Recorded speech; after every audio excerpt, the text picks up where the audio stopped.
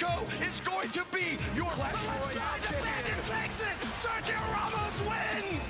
Huge. And nothing to stop the Hog Rider. It's going to get swing on the Tombstone. That's it. Nobody's the first ever CRL World Champions. And there you have it. The fire goes up. It's a coins this time. 293. Nothing to do it yet. Team Liquid is going to be your CRL champion.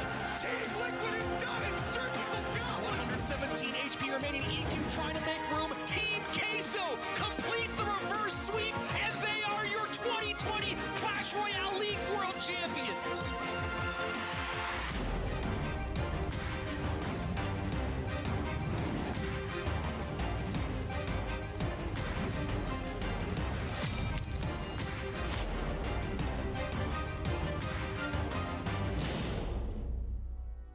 The history of Clash Royale League has been all about squads. World champions, Nova Esports, Team Liquid, Team Queso, but for the first time, anyone can be the world champion. We're crowning a solo for the first time since 2017. Hello and welcome. I'm Rich Slayton. Joining me as always is Andrew Guy for the competition that you can be a part of, the biggest Clash Royale League ever. Rich, I'm so excited to be here. It's opening day of 2021, and we're going to find out who the best in the world is once again. Not the best team, the best player. But first, we got to figure out how we got here, how they got here, and how you guys got here with our journey so far.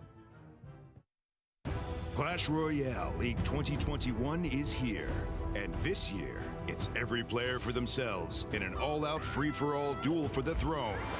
It all begins with the Trophy Race, a monthly event where everyone, and we mean everyone, faces off and battles their way to the top of the monthly leaderboard. Millions of players will compete, but only the top 1,000 move on to the monthly qualifiers. The 8 competitors that conquer the competition advance to the monthly finals, where the only thing left to do is prove that you're the best of the best. The winner goes home with a royal amount of cash prizes and competitive points. After 8 rounds of non-stop Clash Royale action, the top 24 players from the competitive leaderboard will automatically qualify for the World Finals. Fell just short of making it? Don't worry, it's not over yet. The top remaining players on the leaderboard who just missed out on qualifying will be invited to a last chance qualifier for a shot at 8 remaining World Finals spots. In the end, the finalists will duke it out for their share of the prize pool. Clash Royale League 2021 will determine who's got what it takes to sit on the throne and reign as the world champion.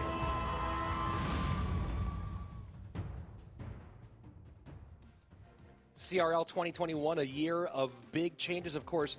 The biggest change being that you watching right now can be in Clash Royale League for this year. Maybe not you, Andrew, maybe not me, but everybody watching.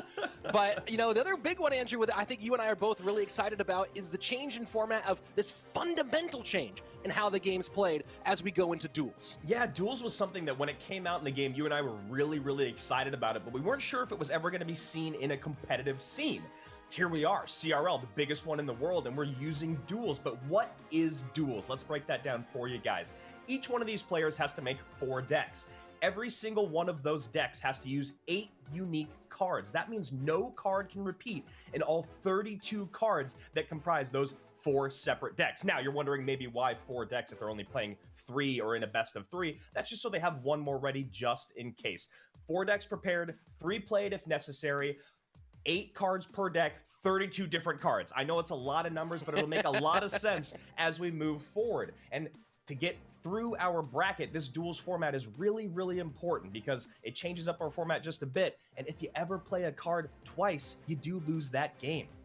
Well, a word that we're going to be seeing a lot, Andrew, one of your favorite words, decksmanship. We'll see how people come out with some good construction as time goes on. A look at our bracket today.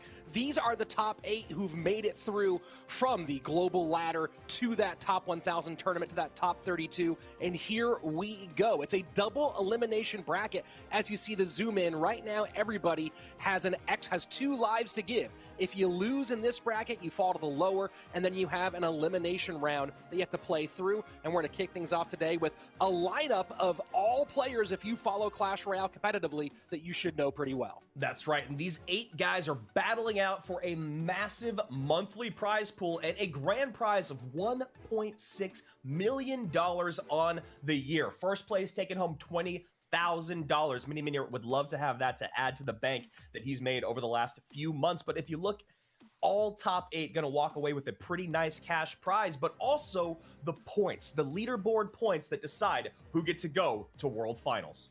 Yeah, so much money on the line every single month, but of course $1.6 million for the overall year, and you earn points for placement in this top 8. The champion walks away with not just $20,000, but 100 points going towards those global standings. And Andrew, those global standings accumulate throughout the year through all phases of CRL. Yeah, and you want to take a close look at these because the top 24 players, as we get to World Finals, will get a direct invite, a golden ticket, if you will, to the CRL World Finals of 2021. However, those last remaining spots, the last 8 players, will be chosen from the final monthly elimination bracket that we just did, that you guys saw last weekend, to decide who's going to be here this month. We're going to do that at the very end of the year to decide the final 8 players that will be making it to World Finals and battling for the best in the world. And you might have seen that we recognize some of those final 8 players, and we're going to say goodbye to Andrew for a little bit and bring on somebody else that you might recognize. Yeah, see you, buddy. See you here in a little bit. But we're going to bring on more people that you might recognize. And joining me, we have 2 new casters as part of our overall team. And joining me right now, someone I'm very excited for, the world champion coach of Team Liquid, longtime member of the Clash Royale community. It's Eric, EB7 Benamou. Eric, so happy to finally have you as part of our team. Yeah, I'm super excited to be here. Honestly, after 3 years of competing and hearing you cast our matches, I finally get to, come into the virtual booth with you and cast, and it's going to be a great day of matches. It's going to be a phenomenal day of matches, and let's go ahead, waste no more time, jump into our first matchup of the day. And like every single matchup, it's an absolute banger. On one side, you have Mini Minter, who since December, 2nd place at All-Stars, 1st place at Brenchong. He's already racked up over $20,000 in earnings in prize pool. Across from him, CRL Pro from CRL Esports, Richard. Both these guys, very talented, maybe underrated players, Eric. Yeah, and I think apart from that prize money from Mini Minter, knowing him and being so close to, getting to CRL and everything, this is more about proving himself, right? He was right there, and I think this is the perfect match to start off this format. 2 people that maybe wouldn't have made it into CRL teams this year get to fight it off here in front of everyone. And you know what? It doesn't matter if a team gives you a contract or not, because all that matters is skill, and they're both here for a reason. Yeah, and let's jump right into game number 1. Mini Minter, bottom of your screen, Richard at the top. And Richard opening up with archers, and so far, Eric, it feels like in this meta, archers typically means graveyard. Yeah, and also coming from Richard, we know he loves graveyard, right? It's something that he's used a lot in that previous stage, and I think that's something that we're going to see that's key here, right? Will they repeat what they repeated in the previous stage, or are they going to go with surprises? And versus Mini Minter, I think surprises is good, Rich. He is so good with analysis. He has a coaching team, and we're going to see what this format brings us, right? Richard did run graveyard in all of his matches during the top 32 qualifier, and here we go. Richard, top of your screen, Mini Minter at the bottom. Both of them playing on fairly large devices here, Eric. Yeah, I'm really comfortable with an iPad after I got used to it. Definitely go more the Richard style, where you have it on a stand. Mini Minter holding it, that's something else. But like we said, he uses graveyard a lot, and he's starting off with it, and let's see if he feels comfortable enough to win this matchup. A loon already connected, and when that connects and you have minor, it's a minor loon, it's a little troublesome, right? Because you can start chipping away with minors. What he has to be really careful about in this matchup is those cannon cards. We've seen so many people have control of the match, and then one cannon card locks, and it's all over, right? One more tick on the right-hand side, 11:76 remaining. As we pass the midway point of regulation time, it is Mini Minter in the lead right now over Richard, as Richard does cycle that Mega Minion on the right-hand side. It does feel, though, that Mini has a pretty good lead at this stage, which is what you want against Graveyard. Yeah, the one thing that Mini has to be careful with is I'm pretty sure that Richard runs this deck with Poison, and his real only defense for that Graveyard is Archers, right? So in double elixir, when he racks up enough elixir to do the full push, a cannon card, a graveyard, and then put in that poison. He needs to be really careful and really measured on those defenses, and not try to go over aggressive on offense. That's when you can really lose control of this match, right? You a little bit overcommit, then you're a little bit far back. He uses poison, your archers are gone, and before you know it, a graveyard is on your tower full of skellies, and it's all over. Here we go, final 35 seconds of regulation time. Fireball cycling in to keep that cannon cart stuck in the back the best it can. And now Graveyard does finally come out for Richard, and Fireball to get the archers off. It gets them both. This could be some significant damage. Yeah, and I mean, on the bright side, it is Fireball instead of that poison. The poison would have damaged also a lot more on the Mega Minion. He did space out those troops. This deck he used in the monthly qualifiers with poison, so it was a change. Maybe he was looking for something coming out of Mini, maybe more of a Hogs deck or something along those lines, but Mini's just doing a great job. Honestly, just an amazing job. Fireball in on the archers, 2 remaining. So some spell cycle maybe might go for one more miner on the right-hand side. Richard has had no way to break through. Slight correction here, even though I cast the entire Brenchon Cup 2, Mini Minter was not the champion of that event, but he did win the North American region for that Brenchon Cup 2. Still a hefty pull down there. Here we go into sudden death. Overtime, Fireball finishes things off, and Mini Minter takes game number 1 of the 2021 season of Clash Royale League. Yeah, surprise, surprise, right? Mini Minter winning in 2021. Every time I've seen him, he's been absolutely amazing in the monthly qualifiers. I don't think he lost one match during those round robins, and he's starting off strong. What I do want to see from Richard is changing it up. Let's go something that you didn't show before. Like I said, Mini Minter is someone that has a full team behind him, and it could cost Richard if he's not surprising him a little bit. And pretty simple here to finish things off. Just a little bit of spell cycle, putting it down in Fireball range. And in this one, it really felt like there might have been some more opportunities for Richard to get on tower, but falling down so heavily early on in this match, it feels like it was an unclimbable hill for him. Yeah, I think he might have hit a weird cycle at the beginning because he did have different tools to say for the Loon. He has a Mega Mini, he has archers, he has Bomb Tower, Fireball, Snowball. He might have just caught him off guard, and when that Loon hits so early, it could make it a lot of trouble for you because Mini doesn't have to push anymore. He has a miner and he has those spells, and it's enough damage for you to just sit comfortably, defend, and control the match. So game number 1 in the books for Mini Minter. And, you know, talking about this duel format, we now know that the 8 cards that Richard played cannot be played anymore. 8 cards that Mini Minter played cannot be played anymore. We know Richard leans on Graveyard throughout this tournament. What do you think he goes to here in game number 2? I want to see him use something new, something that he doesn't really use. Maybe go something like Lava. It's a great deck in this meta. I love it personally. I'm a Lava player. Yes, I know people don't like it, but when you don't have a Loon on the other side that can really make your life hard in those Lava in the back, I'm gonna push with Loon Lumber in the bridge. It gives you a little more leeway, right? Maybe we see Mini go a little heavier deck, and that could be good for a Lava right now.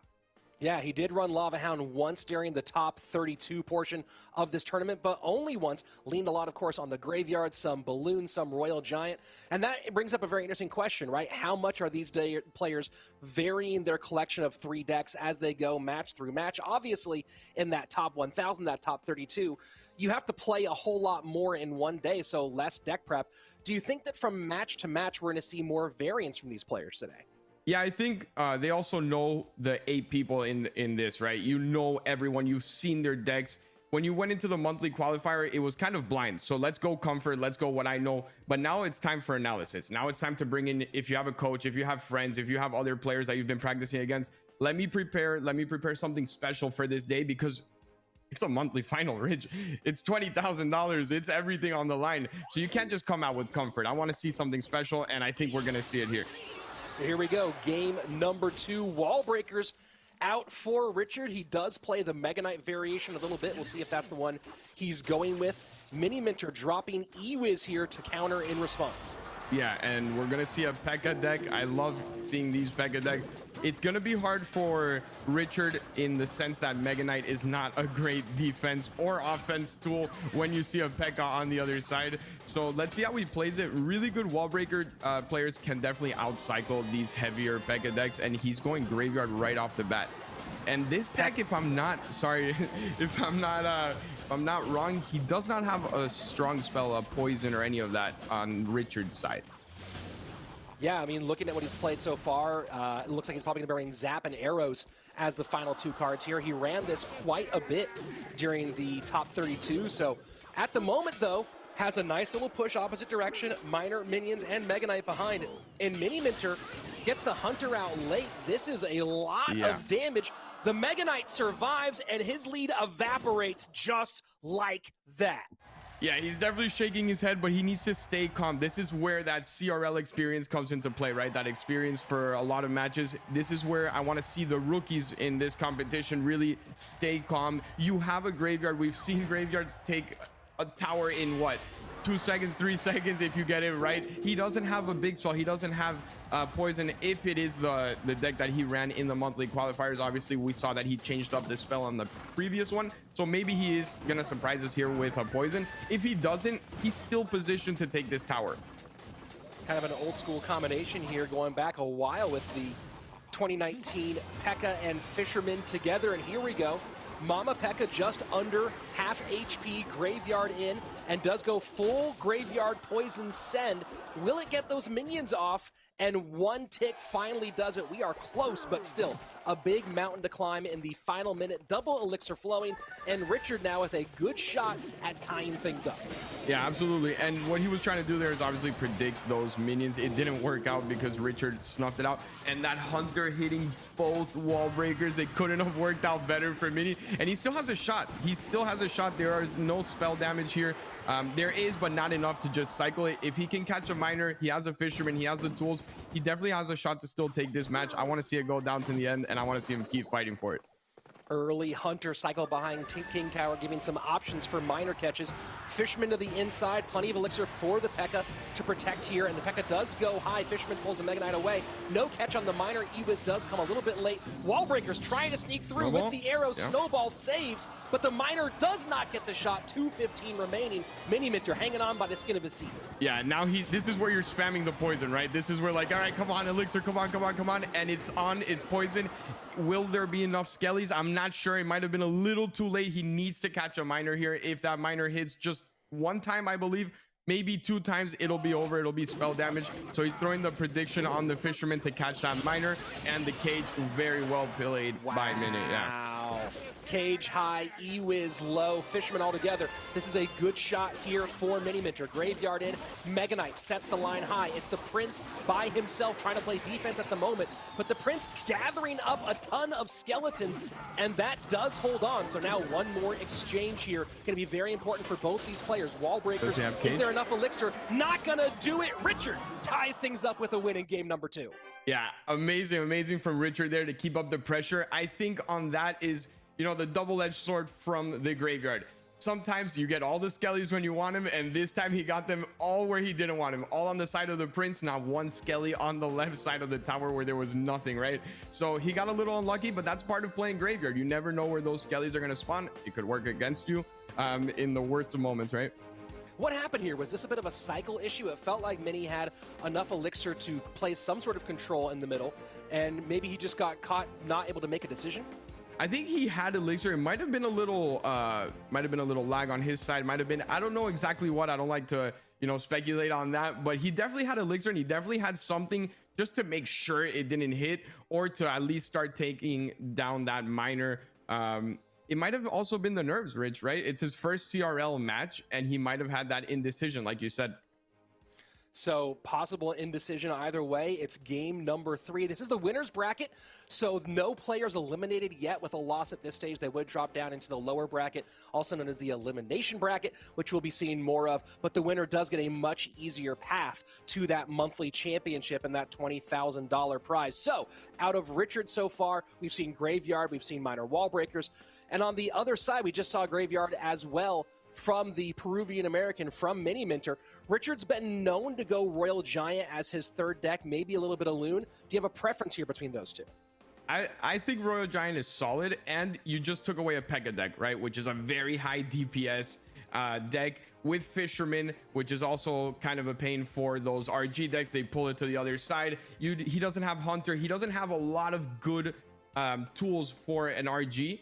So I think it's time for an RG. For the Loon, he can still go a lot of air troops we haven't seen, including NATO. I I would go RG. If you're gonna go comfort, I would go RG. And then we've seen on the other side of it, we've seen Balloon, Minor Loon, and then now Pekka GY out of Mini Minter. His deck pool's been a little bit less predictable throughout this tournament. Any thoughts on what we might see from him? I think Mini is one of the most versatile players, and this is what we like to see, right? This is what you love out of this format. Versatile players will definitely have an advantage, and I don't think we expected this. Wow, just aggressive and looking like it's going to be the Little Chen deck, or at least some sort of variation made popular at Clash Royale League World Finals in 2018 by the Nova Esports player. And on the other side, Battle Healer. So very interesting combination. This might be a Ram Rider deck out of Richard. Yeah, it could be a Ram Rider deck. We've also seen Battle Healers with RG, and there it is. He's going from the back. When you have this version of RG, you do want to play a little slower, because if you can rack up the healer and all the other troops, you will be able to have an amazing push, right? When that healer is on your troops and that RG keeps getting healed and healed and healed, it can really help you out, especially with this type of deck that Mini has. It's not a very high DPS deck, so if you can keep healing that RG, it will work wonders for you. And talking about Richard from a spell perspective, did already play Fireball, so it's going to be either Lightning or Poison, and most likely Lightning is that last card, which not going to be super helpful against the deck that Mini Minter's playing. Yeah, honestly, looking at the deck, if it is Lightning, you might even want to just Lightning the Zappies at one point if you get far enough into the game. Maybe get the Fisherman on one and then hit 2 Zappies and a tower, because those will stop your RG in its tracks like we saw before, and it's so frustrating, right? When you have such a big troop and it's gonna get on tower and those 3 little Zappies keep hitting and hitting and hitting, it's just not moving. So he might even have to use it there, but let's see how this plays out. He does have log, which is key. It's definitely something good to have when you're playing a deck like this. And the problem is the damage at the beginning might cost him. So a second time here for Richard, early damage may be causing problems. We'll see if Mini Minter can keep the pressure on. Now this Little Chen deck, this variation, this no big spell, no direct damage spell, or if there's a small spell at the very most. Again, popularized by Little Chen during that World Finals 2018. Then variants of this became really popular in CRL West during 2019. So I'm sure you've been on both sides of coaching with this deck. What's the approach for Mini Minter here as we go into the final 30 of regulation? What Mini did there was good. He made him force his log out and then use the Goblin Barrel. He needs to just chip away and stay calm. At this point, it's going to be super hard for him to get damage because it's a cycle deck.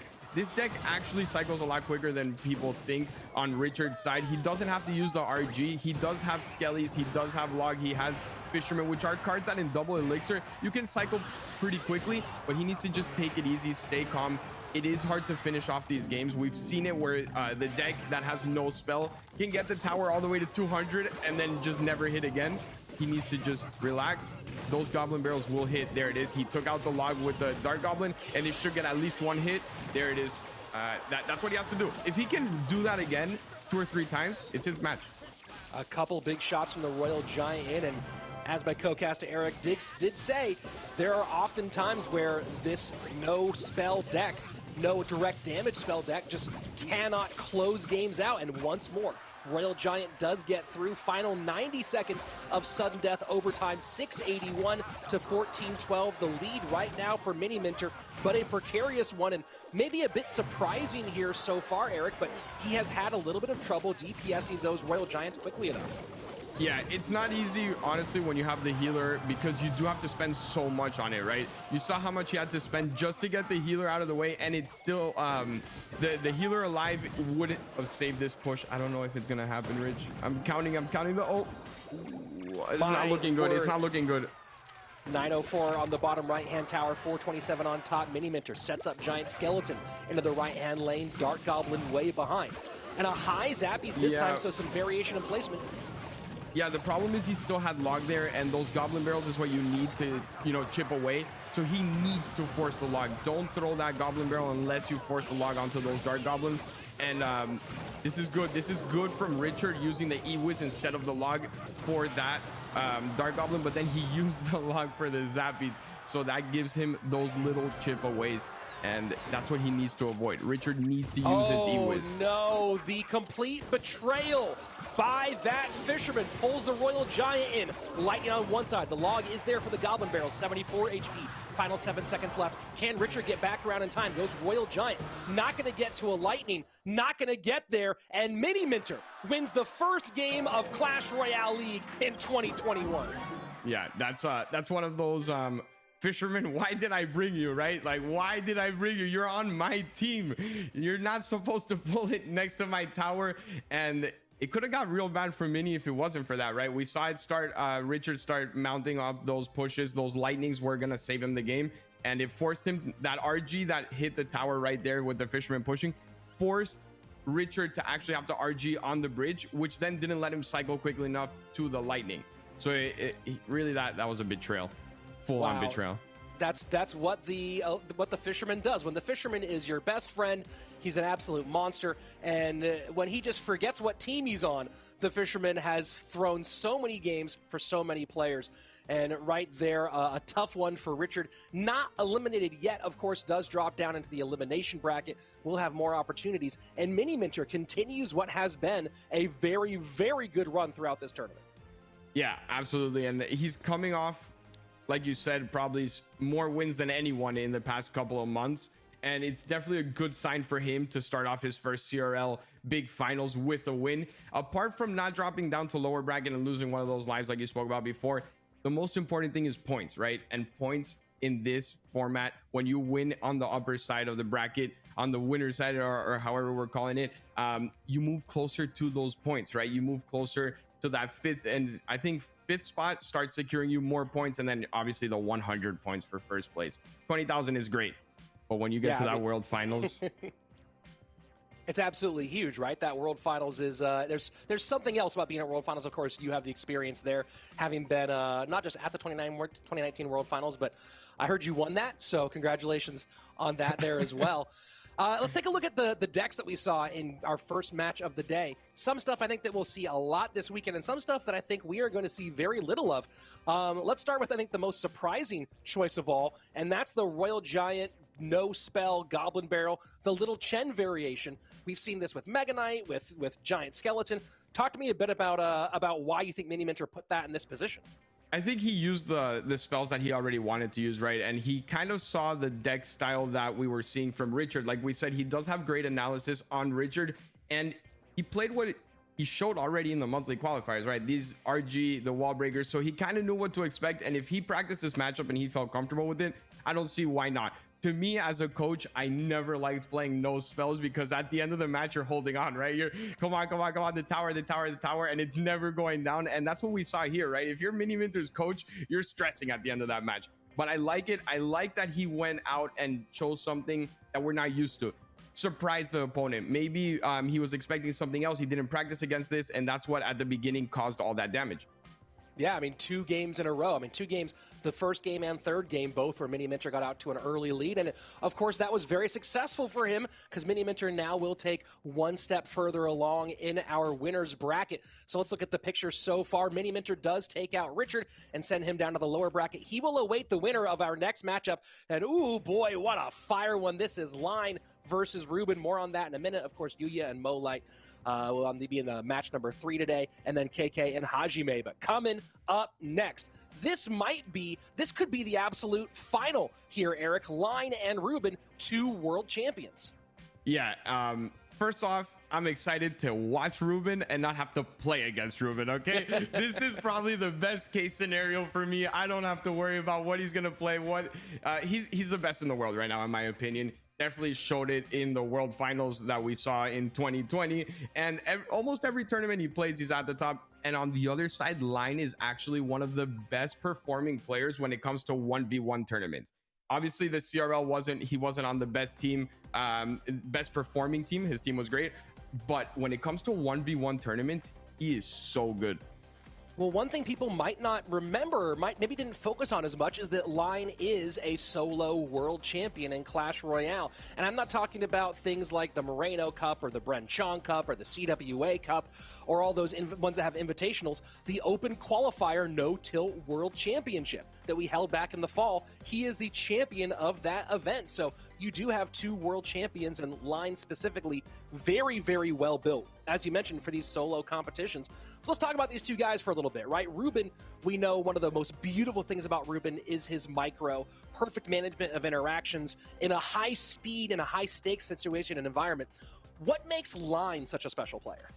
Line is someone that you were gonna see kind of like the same play style from both. They're both very passive at the beginning. They like to control the game, right? So Line is someone that'll wait for a mistake, but so will Ruben. So that's why I love this match. They're both very methodical in the way they do things. Even though we've seen Ruben win matches in the first 30-40 seconds, what he does is wait for that one mistake or that one error from the other guy that gives him enough elixir to calculate that push. Line is the same way. So it's going to be a chess game, right? It's going to be who moves that wrong piece first, who can get ahead just that little bit, because once one of these players takes control, Rich, they usually don't lose it. Let's go ahead, jump on into it. The world champion CRL 2020, Team Queso's Ruben, top of your screen. And of course, that entire roster did re-sign with Queso for this upcoming year. And on the bottom line, the no-tilt world champion from Clash Royale League Easton. Looks like some EQ and Mortar on these two different sides, and no surprises here. Maybe it's going to be Hog EQ out of Ruben. Yeah, it definitely could be Hog EQ, and it's never a bad sign when you're the EQ player and you see a Mortar, right? That's always a pretty good sign. And on the other side, he has a NATO version of this Mortar, activates tower, and we've seen... Rich, I'm liking this. I love Hog Mortar versus a NATO Mortar to start us off, both with EQ, so no one has a real advantage on the spell side. This is gonna be fun. This is interesting. I was wondering whether or not this Earthquake Mortar cycle deck would fall out of favor after the kind of mid-season changes, and oops being called here by Ruben.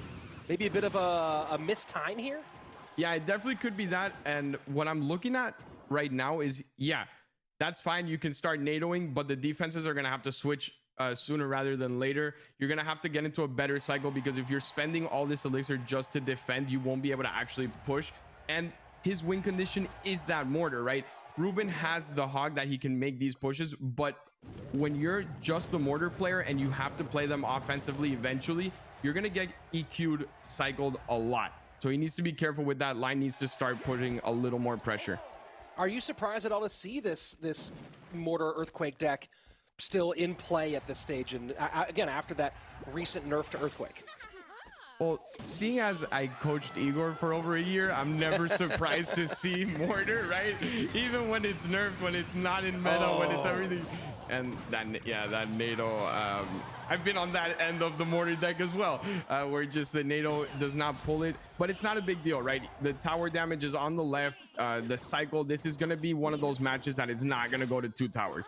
So it's okay. It hit, yes, but it's not game changing. So, you're looking at these pieces, obviously you see the approach for the Mortar is going to be the Earthquake, and then pressuring with some Hogs to force out some responses. How does Ruben contend with the Firecracker? No direct damage spell that really takes that girl off the board. I think what Ruben just has to focus on the Firecracker. Yeah, it's going to do a lot of damage defensively, but he needs to make sure it just doesn't splash on his tower, right? One of those Firecracker splashes on the left side could be the difference between winning and losing this game. So as long as he keeps it on the Line side of the map, it's okay. Yeah, it's going to do damage on the defense, but you can't really do anything about it. The Mortar does lock on because he isn't able to protect it, and that's actually huge for him. Mortar does get on tower, 1606, a few more shots. One more shot should get in. No, the shot goes to the spears instead. Yeah. And look at that, 1306 in the top left-hand side, so Line now in the lead as we go into sudden death. And Ruben goes full send on the left-hand side with the Bats, Valk, and Musketeer. It does get eaten alive, though. That Valk, 2 hits from that Valk is definitely a not just any damage, right? That's more than 200 damage on each hit. And when you're cycling Earthquakes, you don't want to give that up. Although what I do see here is that Line is going to be able to cycle just as quickly or even quicker than Ruben, and as long as he can avoid damage from the Hog, he should be able to take this match at the end, cycling those Earthquakes. Let's see if he... I need to see if... Oh, Ruben. Wow. We don't see that ever. I don't... Wow. Yeah, that... That's what, the third mortar that connects. Line is showing why he's one of the best players, right? Why?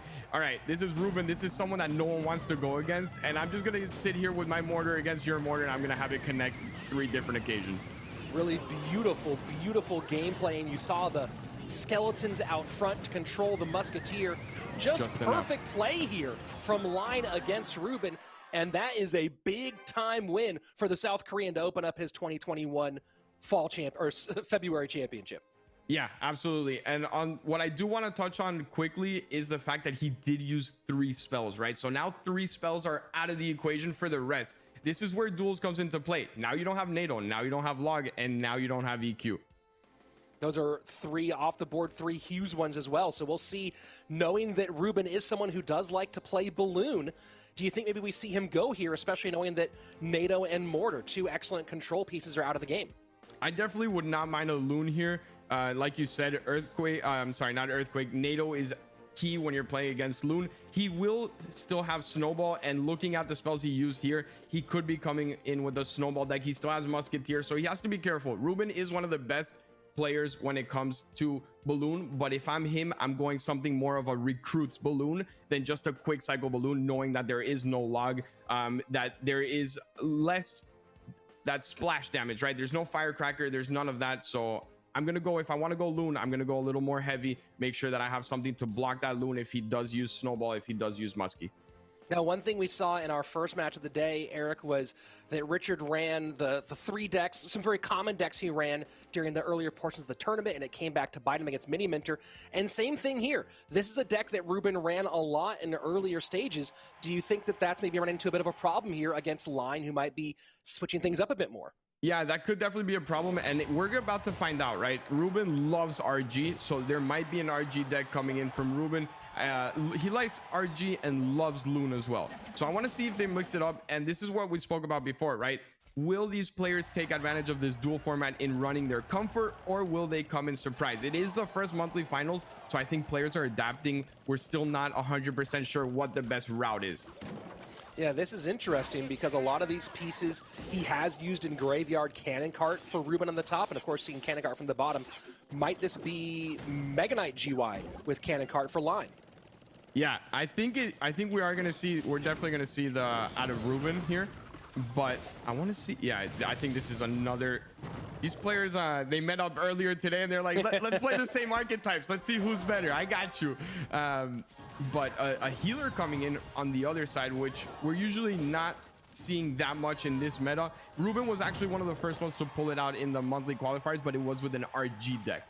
Well, Ruben, Line does run this with Ram Rider, as I called that one out earlier for Richard, but Line does run Battle Healer, Cannon Cart, Ram Rider, so we'll see if that is what he goes with in this case as we pass the midway point of regulation time.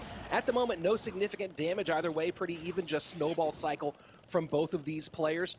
And of course, Line trying to set himself up nicely. Now, in this matchup, you do see the Archers as one option for Line on the Graveyard defense. Ruben, it does seem like he might have some more challenges in that department. Yeah, and honestly, the last time we saw a Ram Rider deck from Line, if I'm not mistaken, it had Mother Witch. I hope that he's not coming in with Mother Witch on this one, because it won't help that much unless he can get it on one of the graveyards.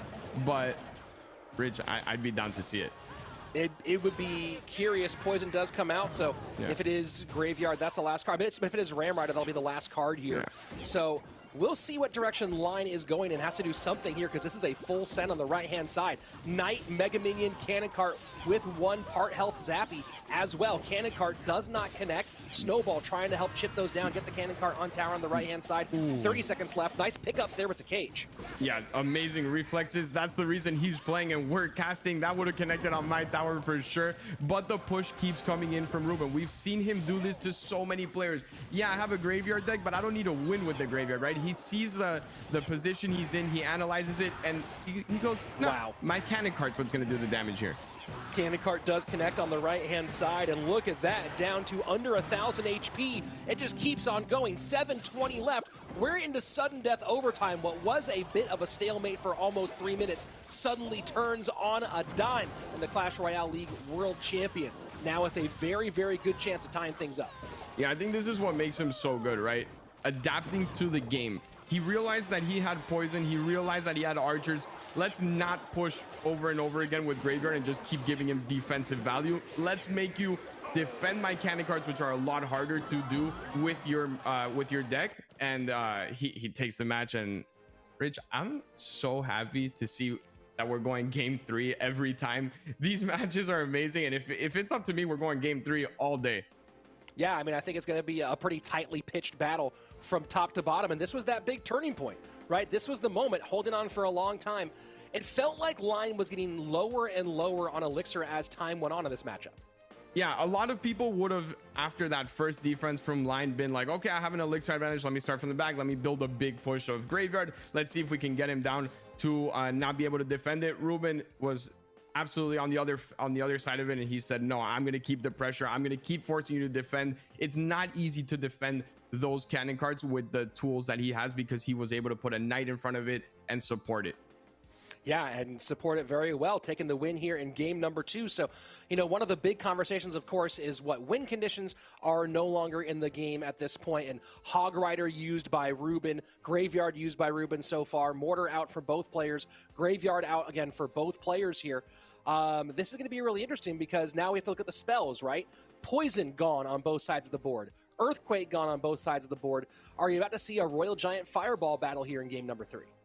I think if we see RG from one guy, we're going to see it from the other guy. It's clear. They had coffee yesterday virtually, obviously, with the circumstances we had. And they were like, all right, you choose one deck, I choose the other. Let's play this out. But no, I think Ruben definitely goes to RG. He's one of the best RG players. We're used to seeing mechanics on quicker cycle decks for Ruben and all this stuff. But when he does use RG, he tends to win. Here we go. Game number 3. Moving on in the winner's bracket on the line right now. And of course, that makes your job much, much easier to fight your way in to that monthly championship. And a little bit of a wait here. Piggies for line, and looks like it's probably going to be, oh, well, Miner and the Baby Dragon. Interesting variation here from Ruben, and the NATO fails. Wow, did not expect that. Yeah, definitely did not expect that, especially from Ruben, who I don't think I've seen him make a mistake like that in 2 years, right? Since at least not against Liquid. We always have to, you know, get those activations, but it is a good sign, because these decks usually have Bomb Tower and they have NATO. So it's definitely a good sign when you're playing against Piggies. Let's see if he tries to go for it again. I don't think he should. I think he has too much damage on them. And line... This is worrisome, right? I don't know if I'm looking at the same game you are, but it's not looking great for Ruben. It's really rough for Ruben so far, and is going to be playing Minor Loon Giant Skeleton, which he does play quite a bit. NATO, not a concern for him in this one, so there is some value there. What I'm curious about is not seeing the Bomb Tower. Did he already play Bomb Tower? Because that's usually a part of this deck. Yeah, no, he actually didn't play Bomb Tower, if I'm not mistaken. The first one was Mortar, and we did not see Bomb Tower come out of the second game, so definitely weird why he chose not to play it and go Baby Dragging instead on that defense, right? You know what it is? I'm looking at it, and in that second game, Bomb Tower was part of that Graveyard deck that he played in game number 2. So no Bomb Tower available, so you understand now. The line looking at that opportunity and taking it in full force, but the balloon is going to connect on the left-hand side. Yeah, there was enough zappies on the Giant Skelly to the point where the balloon was actually going to hit, and that is actually great for Ruben turning this around. That Fisherman, when it pulls, it doesn't retarget, right? Even when it pulls forward, and this is not great. Oh, what a good NATO. Brilliant NATO, and this should be enough to take the left-hand tower here of Ruben as well. So we're going to head into a 2-tower game. Right now, 17-54 to 25-34. You see the Queso World Champion take a big, deep breath and shake his head there. Yeah, Infernal Tower is not what you want to see when you're going up against recruits, Hogs, Flying Machine. The Flying Machine is actually a great tool for line in this matchup, right? When you don't see a fireball on the other side or direct spell damage, we've seen the value that it can get, especially when you have recruits in front of them and no easy way of killing it. If he can stack these Flying Machines, that could actually give him the game in the late game. No need to NATO that together, though. Giant Skeleton Bomb will clean all that up. So here we go. Sudden death overtime.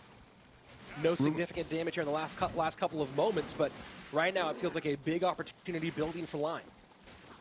Yeah, what Ruben has to just do here is defend, and all he needs is that one real balloon connection, right? He needs to be patient, because if he goes aggressive and he doesn't have enough defenses for counter push with recruits and hogs, it's going to be hard for him. It's going to be a very, very tough, because that Inferno Tower will die. It won't be able to kill any of the recruits, basically. So he needs to just play patient. He's doing a great job right now, getting rid of that flying machine. And let's see if he goes in, if he decides to go in. Triple elixir coming in just 20 seconds. And the Ice Wizard does hold on for the Giant Skeleton for a moment, does get pulled in by the Fisherman. 75 seconds left, and these Zappies also clogging up the lane like crazy. You know, you talk about just having to play defense.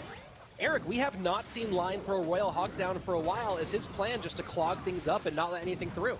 Yeah, because he has no way of getting rid of those defenses from Line, right? He has no damage, no spell damage, no real splash. Yeah, he has splash in the Ice Wizard and the Baby Dragon, but it's not enough to deal with recruits. It seems great, but when it actually comes into practice, it's not all that great. If those Zappies get on the Miner instead of the Loon, which I do believe two of them are, it could give him enough space, but it's not going to hit, and I think he has enough damage on tower to where it's GG for Line. Yeah, and look at that. Just no way to control those pigs here. They slide on through, and that flying machine going to connect as well. We might actually see the tower go down here, and Ruben not happy with that one. And that's one of the conundrums of duel mode here, Eric, is that Ruben really loves playing that Miner Loon Giant Skeleton deck, but he played Bomb Tower with something else, leaving that Balloon deck kind of flat-footed. That Inferno Tower is not only not meta right now, but also not really phenomenal in that deck. Yeah, I think he kind of played his hand. He said, all right, we might see an RG with the cards that are left. Let me try and see if the Inferno Tower actually works, because if it was an RG deck, that would have been great. But he went 50-50 on it, and it did not work out. I'm surprised we didn't see Fireball, honestly, with the decks that were left. But it could be those growing pains from the new format, right? Ruben, we've all known he's great in the past formats, but this might be something new to him, and it might take him a couple games to actually get his deck pool ready and figure out this format, what's best for him. But on the other side, I got to give it to Line. Line's deck choices were great. Yeah, Line definitely a little bit outside the center line. He has been one of the guys who does enjoy the Royal Hogs more than some of the other players in this event, and does take the big time win here over Ruben. And that's probably the toughest out of the entire tournament, right? Ruben, if you ask most people who know what they're talking about, Ruben is the #1 player in the world. There's a handful of players who are currently viewed at his level in competitive, and Line, who's no slouch himself, just took out the odds-on favorite for the weekend. Yeah, we do know that Ruben still has another life in the lower bracket, so I'm not going to count him out just yet. If there's anyone that can make that run all the way through, it's him. I want to see him adapt to this, but I got to give it to Line.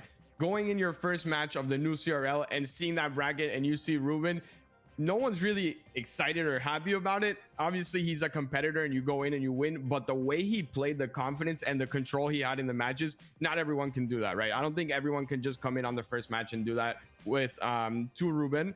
And like we said at the end, that flying machine was such a key part of that deck. It took control of the match. He wasn't able to kill it and actually ended up taking the tower. Ruben being maybe a bit more predictable in his deck choices here in the championship weekend than maybe would have predicted. Instead, Line is the one who will move on in our bracket to the next stage on the winner's side, where he will be facing the man we saw in our first match of the day, Mini Minter. So that's going to be a banger of a matchup. The winner, of course, will take a big, huge step towards not just our weekend championship, but also World Finals. And now we have 4 more players in the winner's bracket remaining: Yuya, Mohamed Light, KK, and Hajime. A lot of players from the East, and of course, the Egyptian Mohamed Light, aka Kixlight, going to be facing off against Yuya. This is a nasty, nasty matchup here, Eric. Yeah, these are actually former teammates in the last CRL, and actually my pick, one of my picks for the finals is Mo Light. I'm so excited to be able to cast one of his matches. He's a longtime friend of mine. Brought him on my first YouTube video ever on my channel for how to play a deck. He's a master of those cycle decks. He is so good, but Yuya's not someone that stays behind, right? On ladder, he's amazing. They were teammates, so they definitely know each other, and that adds an element, right, on surprise factor? Do I go with comfort? He knows me. What will they expect from each other? Yeah, it's going to be really interesting to see how they choose to go head to head, having been teammates and know each other very well. Of course, teammates in an interesting situation where they weren't housed together, they weren't practicing maybe the same way. So, you know, it's curious to see kind of how that dynamic plays out between the two of them. The other part of this is that we do get the first of a bevy of Japanese players here, and Japan has long been a big central portion of the Clash Royale community. It's part of why our 2018 World Finals were in Tokyo. And you see the Rising Sun Esports. Shout out to Sho and Kei, who are the brothers who run that organization and do a lot for the Japanese Clash Royale community. Happy to see one of their own here in CRL 2021. Yeah, and also one of the most iconic things that we get to see today, since we get to cast this match, is that Mohamed Light golden chair that made its appearance on the last CRL. It kind of stuck with him, right? It's the golden chair from Mohamed Light. Is that what we need to win, Rich? Because if he wins this monthly final, I think I'm going out to buy one. It's time. If he wins this monthly final, I'll say, hey, you can afford a new one. Can you please send me that chair? Yeah. Look, we can split it. You know, we'll figure it out. Maybe I move over to Austin. Right now, no, but we can share. We don't need both to have a gold chair. But first he has to win.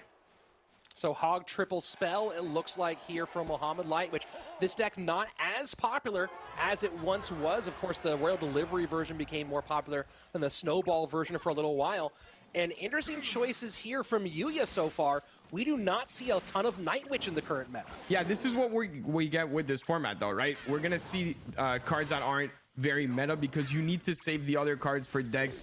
You can't repeat them. What we do see here out of Mo Light, or Kicks Light, how he's named now, is a cycle deck, which is what I think we're going to see a lot from. He will definitely have to go into a little more of heavy decks because of the format. It's going to force him, and we're going to have to see if he is able to adapt and run those type of deck. But I like him coming out here with something that he's used to, something cycle, comfort. It's not comfort in the sense that it's wall breakers, because that's like his main deck. So he didn't show comfort, but he went comfort in the style, right? This is really interesting. It looks like Yuya is showing Golem here so far. Potentially Electro Giant, but probably Golem here given the Night Witch. And there goes the big pile of rocks. And this is something he did not run at all during the top 32. So good bit of maybe analysis and variance. And this is going to be really interesting because you do have the bomb tower, you have the double spells, and some control ability for the troops behind. But it feels like Mo is not doing quite enough early on to build a significant lead here. Yeah, and I don't know, I'm sure you're a sports guy. You know, when we watch different sports, you have that key factor that when they talk about on the casting and everything, what is the key factor to this game? You see that witch on the right side? If he can get one of those behind the golem, that's a key factor, because there is no spell for it. There is no poison. There is no fireball, right? So once that starts racking up those bats and that golem is in front, he has no real way of killing it. It could be a problem. Lightning comes in, does get an archer, not the most opportune spot, but does get the bomb tower out of the way. Hog Rider will do some damage. Cage just barely picks it up at the last second. Bomb tower in reply. And has not been using the NATO against the Hog Rider really at all. Is Yuya maybe a bit of a surprise here, controlling instead with the Goblin Cage. And there it does help a bit for the Golem, but maybe not as much as the Japanese pro expected. Yeah, and my worry here for Mo Light is not enough damage yet, right? If he was a little closer, I'd say defend, defend, defend, and just cycle those earthquakes. But that hog hit is crucial. I'm worried on these big pushes now. He started finally Golem in the back. He has the witch behind it, and a lightning for that bomb tower is definitely going to come in. He could choose to do it right now. He's going to go baby dragon, and he does use it anyway. This is where it could get a little tricky for him. As we go to triple elixir, it starts to get more and more difficult here for Light. Golem in, Night Witch behind, baby dragon. That bomb's going to help. He's not going to clean everything up here, so a little bit more damage begins to pile on that left-hand side. And there you go. You see Yuya going to the bottom outside corner here as we go into triple elixir. Bomb tower set up early. Is Mo looking to cycle to a second bomb tower as he plays this defense? Yeah, absolutely. He's definitely going to start cycling spells on. This is the way to do it. He's cycling spells here. He did have to use 3 spells, and the witch is still alive, so it's not great. But this is the only way he can win this. If he starts attacking or everything, he won't be able to defend. The witch finally dies, though he does have another cycle if he wants it. A good NATO, but the second set of archers are already out, and I think he has another bomb tower if he wants it. He goes with the hog instead. I don't love the hog decision just because of how many tools he has defensively, right? Here we go, final 10 seconds. The spell cycle on one side. Can the spell cycle beat out the lightning? Yuya is going to be forced to spend something on defense, and that's going to be it. That lightning's not going to get enough here. Hog Rider gets in, and Light takes game number 1 here against Yuya. Golem goes down. Yeah, and I think only specialist in those type of cycle decks could win that, right? If it was anyone else playing that, I think Yuya takes it. But the way he understood when to attack, when to defend, just that one hog that I didn't love. But other than that, I don't think I saw any mistakes, right? He knew when he had to go full defensive mode, and he knew when it was time to attack. And those 2 hog hits when he outcycled his defenses were great. Well, one term we've mentioned earlier today talking about our last matchup was micro and the importance of managing specific interactions. But the other important thing to think about here is macro, and that's understanding how to play the matchup and how to make those adjustments to the overall gameplay and strategy as time goes on. And that's one thing we saw here perfectly executed by Mohamed Light. Yeah, it's definitely going to be something in this format that is hard, right? Because we do see decks that we're not used to. So being able to adapt and play your comfort style of archetype gives you that slight advantage in the macro, and learning also how to manage those games when it's not the things that you're used to seeing. If you're playing decks that you're not really accustomed to or trying to surprise, it's a little harder to adapt mid-game. And I think that's the advantage that Mo Light had.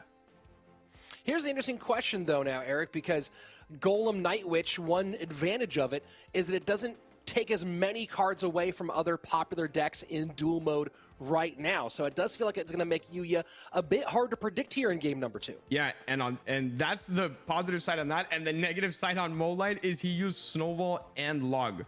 No Snowball is a great option to come out with Loon. He might use a NATO type of Loon deck, of defense for the Loon, but if you can use a recruit style Loon deck, it's not as effective, right? Because you're gonna have all those troops in front of it, and that NATO is not really gonna do anything to the Loon. So if I'm Yuya, it's time to bring out a Loon.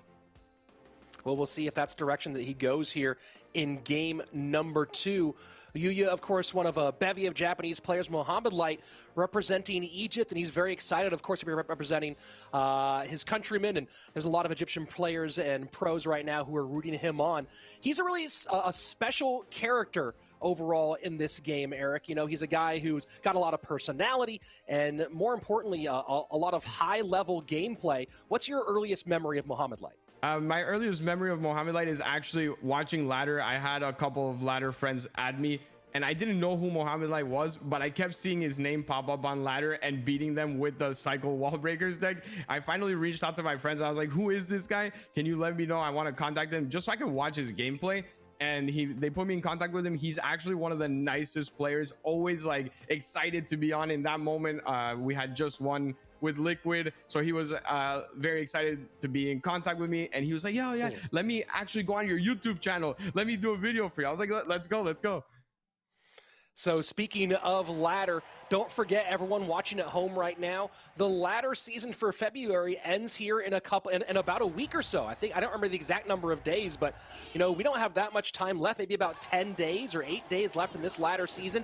And this ladder season is how you qualify for the next Clash Royale League in March. We have 8 monthly qualifiers, so make sure you get your push started very soon. Get yourself ready, because again, anybody, you could be here next month. The first step, though, is hitting that top 1,000 on ladder. Yeah, and another thing we didn't speak about this format for CRL this year is how much Clash we get to see, right? We're having 2 weekends in a row, and then already 8 days away from season end. This is so much fun for people that really love Clash and to watch Clash. We have basically 3 weeks of straight top level Clash every month. That's one of the craziest parts, right? There's never a dull moment in this year. There's no sort of down periods. It's just great Clash Royale all the time, not just in CRL with ladder and monthly qualifiers and the monthly finals, but then also a lot of excellent community tournaments like we just saw with the Bren Chong Cup back this last month. So it's going to be an amazing year for Clash Royale Esports. And so far, a pretty quiet game for these two. Cannon Cart GY for Yuya, and Mo going to Minor, which is where he loves to be. Yeah, and another great thing for Mo is this matchup. When you play Graveyard and you have Valk, Poison, Spear Goblins, it's looking pretty good for you. So I think he's definitely liking this format. He's understanding it. Maybe he does have a little leg up on knowing a lot of the playstyle of Yuya. But this is definitely a good read from him. I like his defensive tools for this match, and all he needs to do is really get a couple of chip damages with those miners and finish it up with the poison, because he also does have the delivery, which is actually a pretty good defense for Graveyard. So here you go, Mortar on the right-hand side, Bomb Tower immediately meets it. So kind of some stress here for Light, and that one does get the Miner picked up on the opposite side. It's interesting, you know, you talk about this matchup where so many great counters for the Graveyard. Is Yuya's #1 method of trying to actually get, is the Graveyard almost more of a distraction here, and the win condition for him going to be the Cannon Cart? Yeah, the problem is it usually works out that way, but when you have a Valk, Hunter, and Delivery, like we spoke about, you have tools for the Cannon Cart, right? If he just Cannon Carts on the bridge, a Hunter is enough, and the Valk has so much HP that it actually counters it. Even if they put a Knight in front of it, right? You can just put it in between both. So just Light has tools for everything. As long as he just plays calm, I think this should be his match.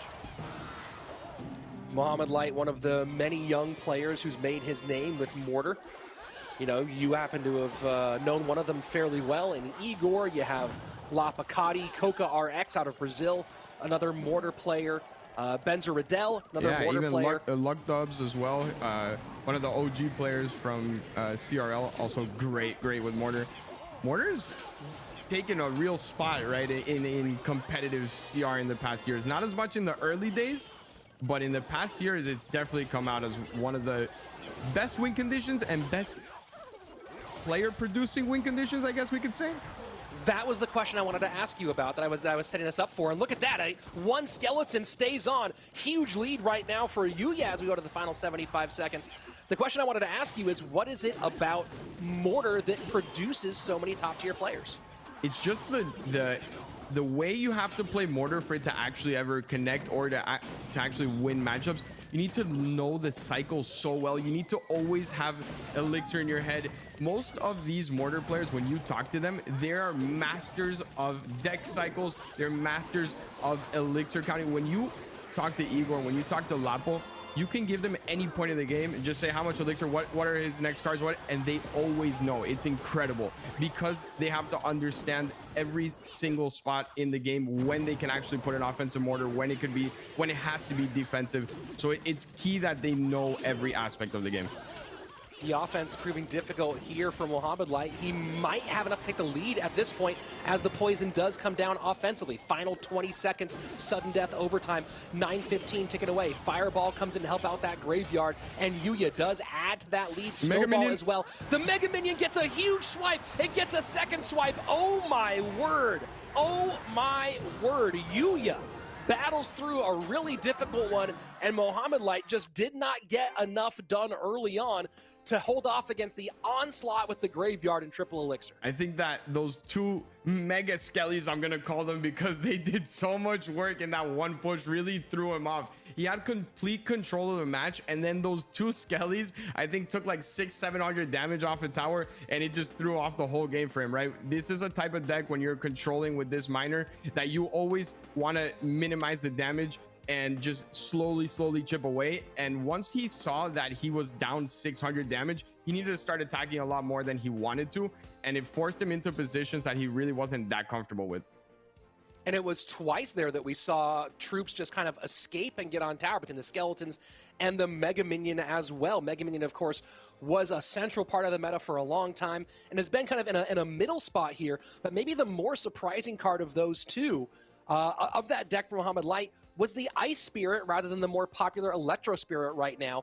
What do you think is behind that decision-making process of putting Ice Spirit in that deck? I think it has to just come down to either what he's used to or what we're about to see on the third deck. Maybe he wanted to save it for something now. I'd be surprised if we don't see it, because especially in cycle players, that's a great card, right? It takes away a lot of those bats. It takes away the skellies, like you said. So maybe he had a plan for today. He already had his 4 decks set, and he knew what he wanted to play in case he got to the third match. And maybe we see it now. Maybe it's just now you have to choose. Now it's not like, oh, let me just throw it into every deck. It's which deck do I need it most? It does feel like, at least on the side of Mohamed Light, that he needs to play something with Tornado. You look at Golem and Graveyard both out. It feels like all the likely win conditions that Yuya plays, Tornado would be an excellent option. Yeah, I also want to see him come with maybe a little bit of a surprise, right? Show me something that's not a cycle. Maybe come in with Lava. You know he doesn't have Golem anymore, which is actually troublesome for the Lavas that we've been seeing lately in the meta that don't have the big spells. They come with arrows and zap usually. So maybe we get to see something like that out of Light. I think it could be a great choice. A little bit of a staring contest here, so a certain possibility for Light in game number 3. The big question is, what's Yuya bringing at this point? Tornado, Lightning, Fireball, and Giant Snowball, the spells he's used so far. Golem and Graveyard, the win conditions out. I mean, he could be going Lava as well. Yeah, Lava's still a great choice. Like I said, not many of the spells are used in Lava nowadays, though we do have to see which Lava they do come with, if they come with that. The 2 most popular right now are a version with the Flying Machine, and the other one is a version where you have the Barbs and the Skelly Dragons, which is what I use. That one has arrows and zap. The other one only has arrows or zap, whichever one you run. Yeah, first minute away, and both guys just kind of taking their time. You see Yuya shaking his hands out here, getting himself loose and ready. He's been staying very busy in 2021 already, winning the New Year's Cup with the Melon Boys early in January, and then a nice run in the Asia Mobile Esports Cup, getting number 2 in the Japan-Korea region and number 8 overall in the finals. So he's been certainly staying busy so far, and going to get very busy now as we get to the final 10 seconds before double elixir time. We'll see who pulls the trigger first after we've been waiting here for quite a while. And there you go. It is Lava Hound for Yuya.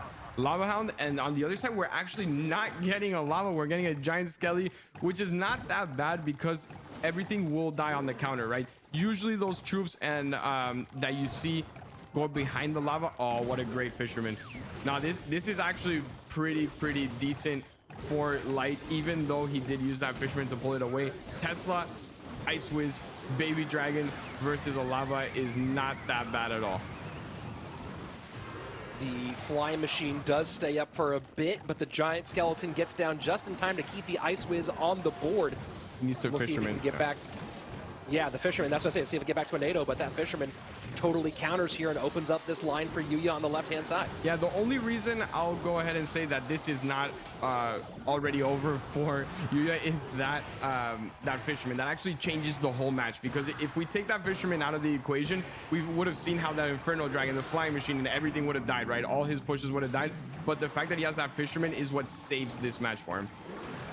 And here we go, Giant Skeleton Balloon to the right-hand side. Other interesting thing about Yuya is he does favor this guards variant of Lava Hound. Most people play Barbs these days, and that's a huge double drop on the right-hand side for the Balloon. But the Flying Machine does go to support the Lava Hound on that left-hand side. Yeah, but it is a great, that NATO was, first of all, that was perfect NATO. He needed to do that to get that connection. And on the other side, he's been playing so well with the Teslas and Baby Dragon. He waited for it. He said, yeah, the Lava's going to get some damage, but I'm going to be able to defend the Flying Machine, which is actually going to give me more trouble than what anything else would. I'm expecting to see a Baby Dragon maybe come in here.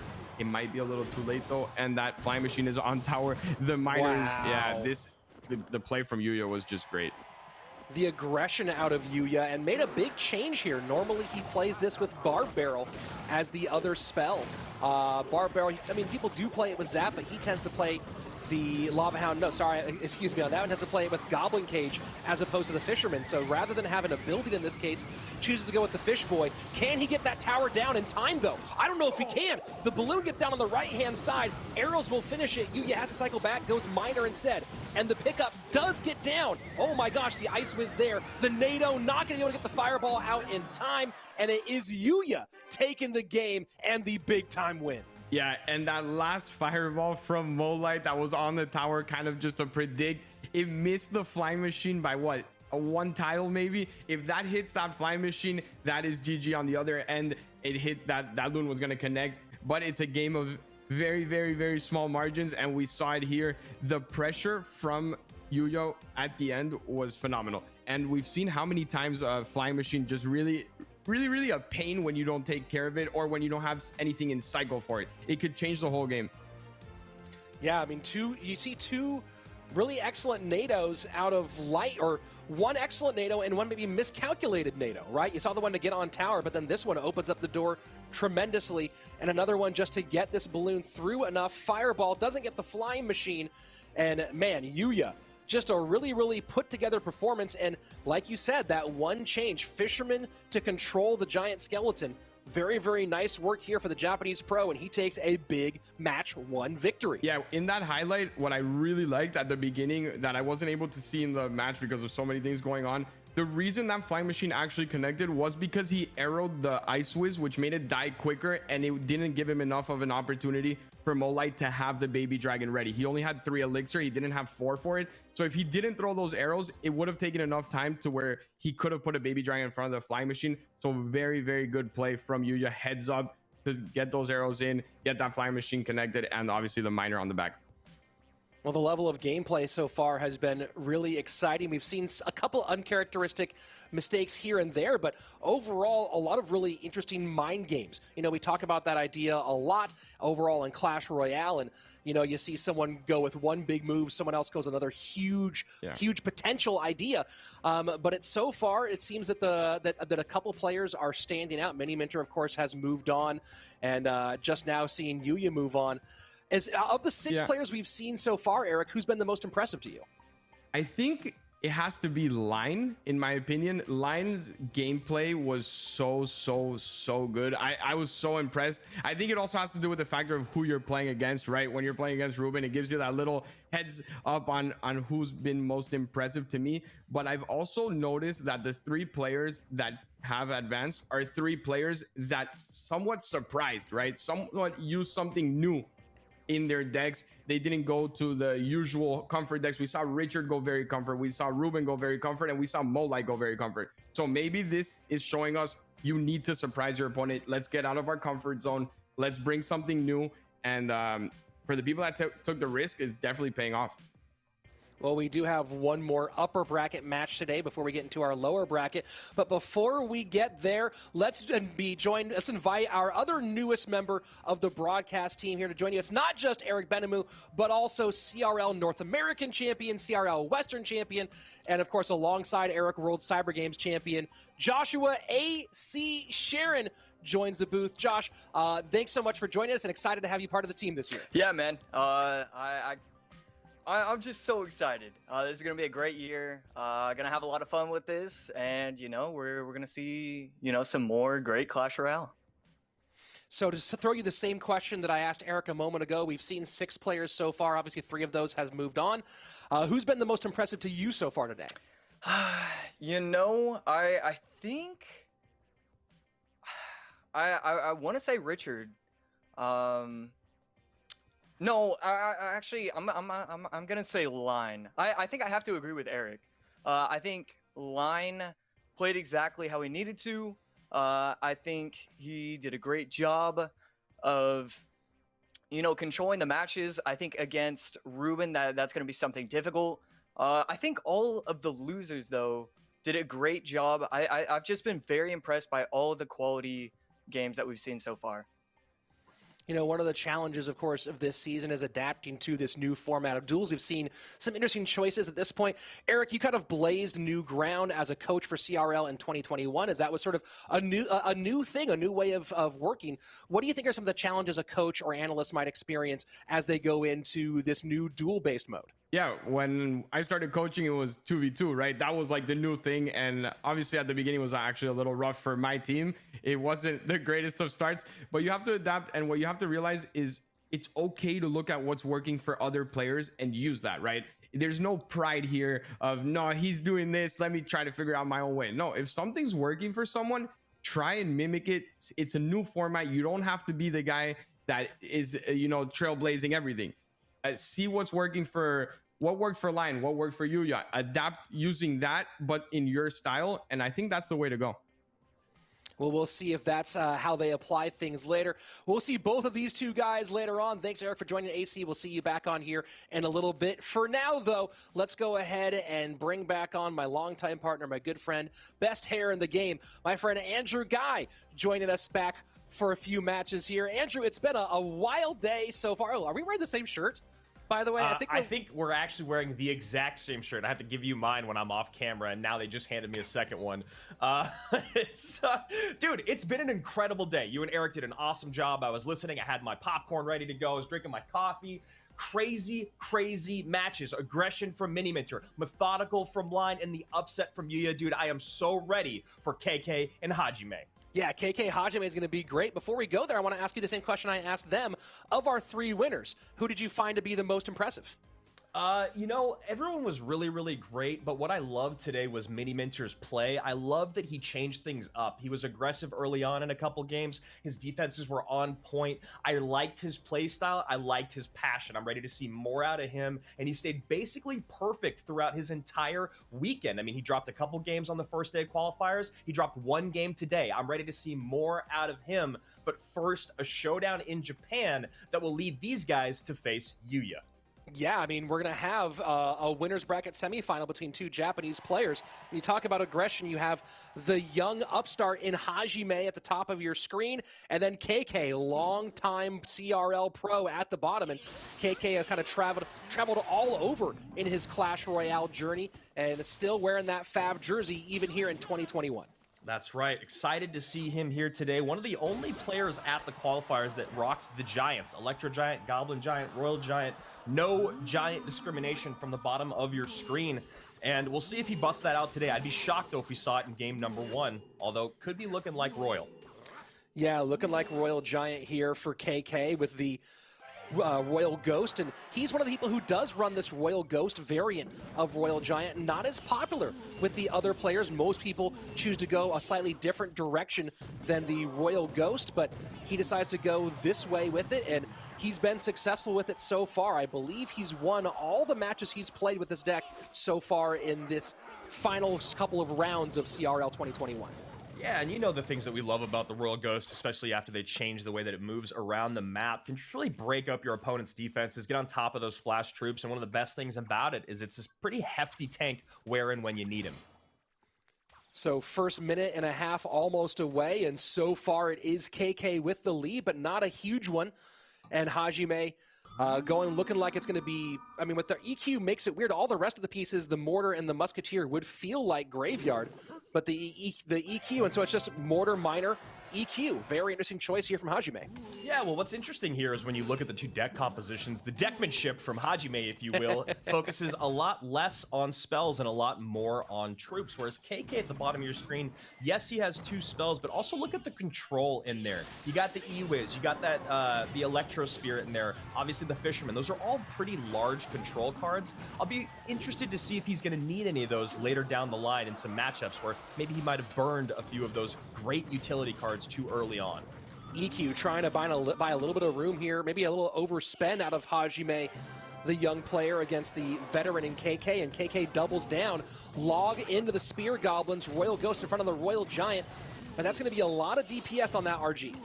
Yeah, and there you go. Royal Ghost paying dividends there, getting tanked for by the RG, gets the spears off the board, and that's the way to use it. Now we got a second one down, going to be up front, tanking for that Royal Giant. Lots of damage in here from KK early on. Royal Ghost only really makes appearances popularly in 2 decks, and of course one of those decks, Bridge Spam, not super popular in the meta overall right now, but you can see KK getting a lot of use out of it, and you see a big breath of relief from KK here in game number 1. And it's so funny to see that, Andrew. He's such a veteran. He's been here before. He's played on the biggest stage. He's played in CRL World Finals, and still right here, certainly feeling the pressure. Yeah, I mean, one of the coolest things about 2021 is you and I get to know all of these players from around the world just a little bit better. And, you know, we sent out this questionnaire to players before they start their competition for the weekend, and KK and Hajime both, they say the best thing that they can do before they get into a match is take a gigantic, big, deep breath, calm their nerves, and get going. Now, look at this. Early on, KK strikes, and it's basically just that tempo for the entirety of this game. It was so difficult for Hajime to appropriately control those Royal Ghosts. And you see this one here, when that Royal Ghost goes invisible and sneaks on through for even just a moment, it makes it so difficult to make those choices. And, you know, the Knight might have been the best option to control, but wasn't always available. So KK taking game number 1 here against Hajime. Yeah, but let's talk about, again, the things that are now available for our friend Hajime to attack, because KK used so much control. Hunter's out of play. That's some great single target damage. You got the Electro Wizard out of play. That's a great way to pick up your Miner. Fireball and Log both out. We got to come out with bait, maybe some Balloon Miner. There's going to be a lot of potential here for Hajime, which is, again, really, really interesting about this duel format, man. The doors open up so widely, even with a loss. They do, and it's interesting, you know, you talk about the overall putting 3 decks together. It does kind of raise the question, as we've seen some other players go with maybe some off-meta choices. We saw Golem, of course, from Yuya in the last one, and he was able to turn around and get a big-time win in that one. I wonder with choices like a card like Royal Ghost or like Guards that we saw in Yuya's Lava deck, if making opportune choices for when to work those in helps you with the overall construction for the other remaining decks. I mean, absolutely. I think the strategists can make even more money. The analysts can make even more money this year when you talk about putting your players in positions to win. We're talking 90 to 10, 80 to 20 matchups when you get down to games 2 and games 3 in duels. I think there is a code to crack. Now, are you going to be 100% on that? Probably not. But if you can get pretty high up there, even if you're 70% right, that is huge. That is a massive advantage to give your player. So far, Goblins and Snowball for Hajime, KK cycling Barb Barrel. So after just a couple little cycles early on, slowing things down are these two. Hajime, of course, a very talented young man out of Japan, 8.5K personal best on ladder. And of course, for that 2020 season, teammate here of the man across from him, KK. Yeah, curious to see if Hajime is going to be rocking no, I was going to say, you know, those first 3 cards we saw in old Valkyrie Mortar composition with Poison, Musketeer, those things worked in. However, with these cards, we're looking more like Graveyard. And there's the Electro Giant coming out early from KK. Wow, aggressive high Electro Giant, and the NATO tries to pull it all together. This Prince might be able to escape. I don't know if Hajime has a response in cycle, and he doesn't. So a couple of huge shots from the Prince as the first 90 seconds passes. Yeah, Hajime decides to take all that damage in. Goblins don't come down to soak up that Prince hit, and I think it's probably because he's taken a look at the elixir in hand, maybe the elixir of his opponent. Another thing that we like to ask our pros is how good they are at tracking elixir. Now, Hajime says he only rates himself 5 out of 10, but that decision-making right there lets me know maybe he's underselling himself just a bit. A lesser player maybe would have gone in there to make something happen after taking that big uppercut on the chin. And a nice kind of smart lightning out of KK there, recognizing the Graveyard was about to come in and stops the cannon cart before it can get anywhere near the tower. And a good cleanup. Going to take quite a bit of damage, but it could have been a whole lot worse. Yeah, I'm wondering if that lightning came down a half step sooner. Would he have been able to stun that Valkyrie just long enough to keep it from tanking for those skeletons? I don't know, but it's just kind of fun to think about. Really, really nice response here from Hajime. And now Cannon Cart pressures on the right-hand side. 30 seconds left, 15-18 to 18-38. Does get stopped by the Goblin Cage with the Brawler working on that Valkyrie on the right-hand side. Baby Dragon sets up for the left. And this is going to be really, really interesting. You know, you do have some okay responses for Graveyard. The question is, can that Electro Giant set up nicely enough? And the Prince, as it goes to the left-hand side, a lot of pressure here from KK, or from Hajime. Yeah, That Prince is going to be an interesting card to look at throughout the rest of these matches. Obviously not going to be great for cleaning up these graveyards, but when you get the Prince behind that Electro Giant coming across the bridge, Hajime is going to have to get pretty creative with how he soaks up those Prince charges, gets in his Valkyrie late to tank for all of his DPS troops, and there you see a nice high Mega Minion to turn that Baby Dragon around. I'm curious if Hajime did the same research I did, because KK is the one Electro Giant player in our group that does favor Prince as opposed to Dark Prince, which is the more common solution here. So you gotta wonder if maybe some of these choices for Hajime are specifically because he recognized that from his opponent. Yeah, and those goblins have just been really, really doing some work here for Hajime, helping out with that Prince. But again, Prince really beefy, Baby Dragon really beefy, and that Ice Wiz control on the back end is really slowing down the DPS that Hajime needs. Those arrows are a bad sign, Rich. That's tower down. Oh boy, and there you go. It's been 3 games the whole way through. Not here. KK finally breaks the mold. A quick 2-0 sweep of his former teammate to open up his 2021 finals campaign. I mean, it doesn't get much cleaner than that. Like you said, it's been back and forth battles from the opening of our day here today. KK, the first sweep being executed on his former teammate, as you said. No mercy over there in Japan. He'll be going on against Yuya in just a little bit. But let's take a look at some of those moments where, honestly, KK was just in control of this entire series. Yeah, I mean, it looked for a moment here when that one graveyard came in that KK might be giving a good opening, and Hajime put a lot of pressure on this left-hand side, and this is when we started thinking the Prince might be a problem. Look, Prince, Lightning, not your typical 2 plays to go up against a graveyard deck, but as you said, when you saw the arrows, you saw the trouble, and at this point, Hajime, it was a desert in his elixir collector. It was drier than a hot summer, and could not find any way to hold off there against the end, and we do have our first sweep of the day. Yeah, I mean, we just talked about DPS battles there, right? That Prince being backed up with the Baby Dragon and the Ice Wizard, slowing things down, adding that splash damage in with that massive single target DPS.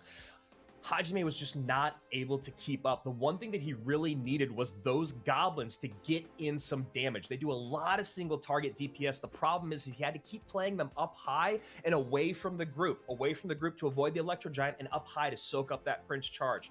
Immediately, those cards are taken out of the equation, and so is a ton of necessary DPS for Hajime. So one thing, Andrew, that we've seen so far from our winners tends to be a bit more variance in deck pool choices. Of course, KK is the first one to maybe buck that trend. The other 3 all made some adjustments, made some changes. KK went with what's worked for him the entire tournament and was able to completely move himself forward 1 step up our bracket.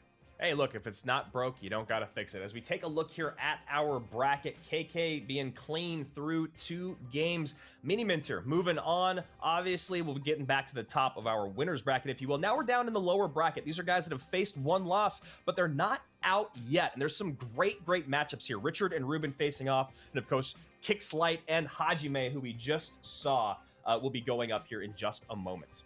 And coming up next, Richard and Ruben, and this is one of the biggest, and this is a huge match for both of them, of course, because this is an elimination match, and it's a huge one for Richard, right? It's one of those questions where who do you think feels more pressure? This is a quick BO3. Ruben obviously is totally the top of the food chain right now, but you know, it's almost one of those questions where does Richard feel more pressure against the best in the world, or does Ruben feel more pressure because he has a lot more to lose, maybe in the eyes of the viewing public? Yeah, you know what? And why you guys think about that? Because we do want to know. Let us know in your Twitch chat. Let us know in the YouTube chat who you think is going to take this matchup. But first, let's take a look at how you get ready, my friend. Yeah, you, Rich. I want to know what you do to get ready for Clash Royale every morning. Now that I don't get to see your beautiful face sitting next to me, I want to know what you're doing over there in Texas. CRL 2021 is finally here, and usually you see me in a big, beautiful studio, but this year, coming to you from Mikasa, I'm Rich Slayton. Let me show you around. This is how we clash. Well, I am in Austin, Texas. My family, we came here from LA back in October, planned to stay here for 3 months, and then ended up just staying.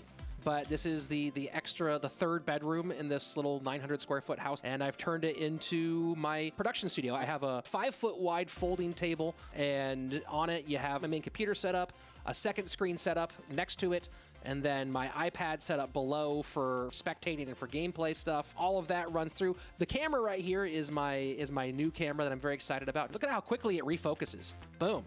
That's pretty fun, right? Some of the things that you have to have as a caster, of course, two main things, right? Number one, you gotta wet your whistle.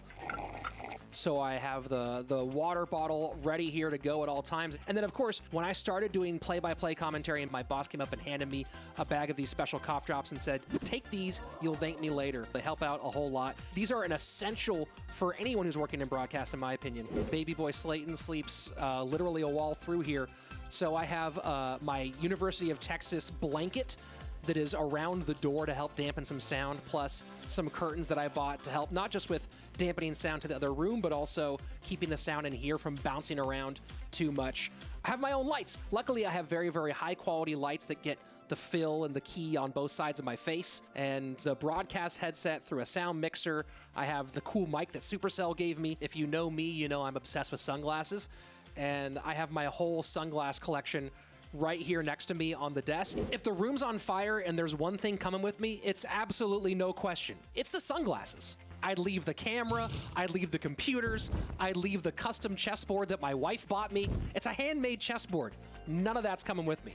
Well, there's a few things you have to figure out when you're working from home. The number one thing you can't replicate is being next to your co-caster. So we kind of have to do some workarounds, whether it's sending quick DMs or texts, or muting myself and saying something to him, whatever it might be. The good thing about myself and Andrew is we've cast so many matches together, right? We started together in 2018. It's 2021 now.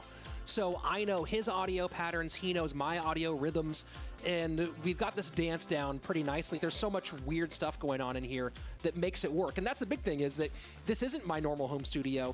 This is what I've made work for the moment, and it works really well.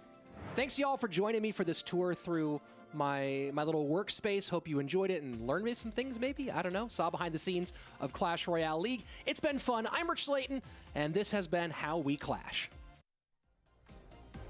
Well, I hope you guys enjoyed that little peek behind the scenes here. Yeah, that is not an actual waterfall behind me, Andrew. It's being projected on there with the magic of technology. I love technology. That was really cool, man. It was kind of like a Cribs, but a CRL caster version of Cribs in our little studio rooms, which, you know what? I think one of the coolest things about 2020 was decking out our home studios. That was one of the few things that I got to look forward to a lot last year, which is, what gets us here, which also gets us to our next match, which I guess is probably really why we're here. And it's a big one, man. It's a really, really big one. A lot on the line here when you talk about expectations. Richard, our 8th seed, lowest rank coming in, Chivas Esports. No one was really expecting him to just dominate this entire running this weekend, this entire tournament. Ruben on the other side of it, I don't think a lot of people were expecting him to lose his first matchup. Maybe no one except for Line. Yeah, that's a tough one here, and it's interesting because you have maybe one of the most respected player in the game right now against a guy who's probably one of the most underrated. You talk about Richard. Richard was good for Chivas in the No Tilt League Special Edition in 2020, early on last year, and he played well during CRL and was maybe a bit unceremoniously dropped from the roster going into the fall. And yeah. I don't think it was, I think that he had the gameplay to be at this level. So I think that you talk about these guys in this position, and I feel like Richard's one of those people who is going to benefit a lot from this new format because there's no one who decides if he plays. It's just, can you show up? And this guy can. Yeah, and honestly, he really almost did something great in that first set. It looked like he was going to come back. It looked like he was going to turn it into his own. Wasn't able to pull it off, but here we go. Our elimination bracket. Ruben, Richard, final life, last best of 3 for one of them. Who will it be? Well, right now it's Graveyard Cannon Cart Battle Healer for Richard. The Battle Healer is an interesting card, Andrew, as it was at one point only a part of the Stinky Cheese deck, the Battle Healer Elixir Golem deck. But she's found her way into a couple other spots. More popular right now in some Royal Giant, but certainly sometimes in this Graveyard deck, and Ruben just cannot believe the waste he just put down. Well, this is what I'm talking about when we're speaking on expectations. You look at Richard, he's having fun, he's kind of like blowing on his hands, getting ready to go, like, he's having a good time. Ruben on the other side of it, he knows he's supposed to be winning this thing in his mind. He knows that probably a million people out there plus believe that he's going to do the same thing. And one thing that I've seen today that I didn't see a lot of last year was Ruben being really hard on himself. Now, of course, I've always seen him, tilt his head or be like, what am I doing when he makes a small mistake? But I've seen a lot a lot of him looking very, very upset with his plays today. And look at Richard. I mean, he is dancing. He's Yeah, just that's what I'm he's having a saying, good man. time. This is wild. Cannon Cart sets up on the left-hand side against the Zappies, so Graveyard versus Graveyard. And if you were keeping track at home, Graveyard is the most popular win condition so far of dual mode, and it was the most popular win condition before dual mode. Just nothing seems to change the fact that Graveyard is essentially the most popular win condition in competitive play. Yeah, and it's crazy to see how many different iterations of Graveyard that we're starting to see, whether it be Mortar Graveyard, whether it be Cannon Cart Graveyard. There's just so much out there now with that very, very domination, and that's a great, great poison there from Richard. Yeah, very, very solid poison, and the Archer should get noticed. Does go down here. Wow, a couple ticks get in. 1876 on the left-hand side. Richard resets as we go into our final 30 seconds of regulation time. Sudden death on its way, and the advantage right now for the former Chivas player. Yeah, and there you go. You see Ruben piling up at the bridge, knowing that big spell's out of cycle, not going to be able to poison all of this off the board is Richard. So what does he do? He gets his 2 tanks up high. He gets archers down low. Got to clean up that graveyard as best as possible, but not allowing all 5 of those units, all 4 of those cards, including the Princess Tower, to get hit by the poison. Nice placement there from our ex-Chivas player. Battle Healer comes on in, Mega Minion on top. Poison goes high on the Cannon Cart, maybe hoping that those Zappies step up into Cannon Cart range, or into Poison range. They're going to get a couple of ticks, but not get taken off the board here. And this is a fairly dangerous attempt. Opportunity counter push here for Ruben. Yeah, that Mega Minion did a really great job of stopping that Cannon Cart, which really would have made that push a lot more brutal to deal with. Here you go. You see Richard resetting again. Battle Healer in the middle. Cannon Cart behind. Mega Minion up high, because now he's making his opponent pick and choose where he's going to poison. Final 90 seconds, Poison in, trying to work on this one, and gonna get a lot of ticks on that Cannon Cart. Will it stop in enemy territory? And so far with the Brawler ahead of it, this could be dangerous. Does stop a little bit high there on the Battle Healer, and does not get on tower by just a bit, but that Graveyard's starting to chip away. Yeah, really, really close there. Ruben now only down by a few hundred HP with a lot of time left to turn this game and swing this around. Richard maybe being a little bit too careless with his poisons, allowing too much to pile up at the bridge. Yes, he has the Battle Healer. Yes, he has the Cannon Cart and the Archers to help, but the problem is he's allowing a little bit too much damage to come in on these pushes. Great snowball, though. Final 45 seconds, 16:03 to 11:23. Healthy Cannon Cart here for Richard. Mega Minion set up. Needs to find some way to deal with that Mega Minion. Does Richard, and goes with the early poison to win this bridge fight. Yeah, I like the switch there in Richard's gameplay. He drops that Goblin Cage up high, gets the poison down at the bridge to stop this big push to win these bridge battles, because the next winner of the bridge battle is going to probably take the game. And there we go. Wins the bridge battle, pulls the trigger on the Graveyard. Graveyard and Poison in, full send from Ruben right now, with the snowball as well, going very low on Elixir. Knew he could, because there was really no offensive opportunity right now for his opponent. Zappies working defense on the Graveyard, calling the good game. Snowball trying to make enough room, and that's going to be a GG, a well played. Richard taking game number 1. This has been a rough out for the world champion. Well, one of the things that you guys talked about, and I listened to every single word that you and Eric were saying, a lot of it was about predictability and playing things regularly. Now, Ruben a couple times opened up his series with Hog. He did it again today. Now switches over to Graveyard. He's basically played 3 win conditions, I guess, plus Balloon throughout the qualifier. And if you looked at what Richard had in this replay, look at the cards he has, Rich. Cannon Cart, Archers, Poison. You got 3 separate tanks to help you win bridge battles and hold the line. He is running an anti-Graveyard Graveyard deck, and Ruben still makes it a little bit closer than Richard would have liked. Yeah, certainly closer, but those final moments just got away from him. Ruben, it looked like he was going to have enough pressure to really take the lead away, but couldn't quite execute there in the final few seconds. And as you see, as it ticks away, it is Richard on top. And you got to feel like the pressure's beginning to mount here for Ruben. Has to be. I mean, it absolutely has to be. He's about to drop 2 sets in a row, which is, did he even do that at all in the entirety of last year, dropping 2 sets in a row? I honestly don't think it happened. So here we go. Ruben coming into game number 2, back against the wall, could be eliminated for this month. He's earned his points. He's earned some money, but we know Ruben. We know the former world champion. He wants to win again today. Yeah, I mean, there's almost nobody who has as many solo championships and team championships as Ruben. You know, you go through the list and it's absolutely insane, but it's an any given Sunday, or I guess on today, any given Saturday type of situation where you show up on a day where your opponent doesn't, and you can definitely take one away. And right now, Richard won away from what might be the signature win of his career. That's a great way to put it. And one thing that's crazy is you talk about breaking hearts. Not only is Richard breaking the hearts of all the Team Queso fans out there, if he does eliminate Ruben, which we know that this guy can turn sets around, turn matches around just like that. The other thing, though, is that half the pros in their questionnaire said they want to play Ruben. He's the best in the world. I want to show everyone else that I can beat that guy because I'm the best. So if Richard does eliminate him, not only will he be breaking the hearts of a lot of Queso fans, but also a lot of the other competitors that want to see Ruben down the line. So here we go. You see, kind of a stress move there from Ruben, and a 3-1 split with the Piggies to open up.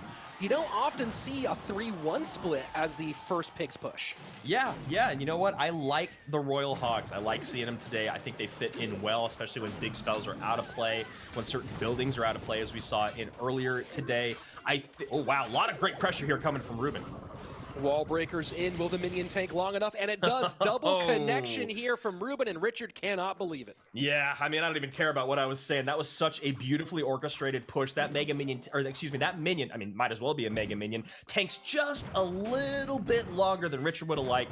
Both of those wall breakers come in. A mortar connection to add that little cherry on top, and Richard is hurting early. Well, here we go. Pigs in. Valk and Electro Spirit in response, and that will mitigate most of the damage. Flying Machine in range of the Princess Tower, so works out well for the Spaniard. Miner comes in to the back, and will it tank enough for the wall breakers to connect again? And Richard's got nothing for that 2 elixir card. Yeah, that's real rough right there. And you know, right now, Ruben just sitting back, hanging out. He knows that this game is his. All he has to do is defend. He can send in miners plus wall breakers, miners plus minions. You know, when we get into double and triple, and he needs to create just a little bit of pressure. But you can see Richard is probably already thinking about all the mistakes that he made early on, and maybe what he needs to do to bounce back in game number 3. Interesting choice to pressure here, and there you see why. Firecracker behind to work on the Flying Machine, although Flying Machine does not go down. Here goes the nice Barb Barrel, and now a lot of pressure opposite direction. We should see Valk and Electro Spirit behind it when it is in cycle, but the Fisherman pulls the Valkyrie away, and that's going to be a ton of damage in the right-hand lane. Wow, yeah, I mean, that was a beautifully orchestrated push there by Richard. The Valkyrie pulled into no man's land. Fisherman doing its job there, as we saw it betray someone a little bit earlier.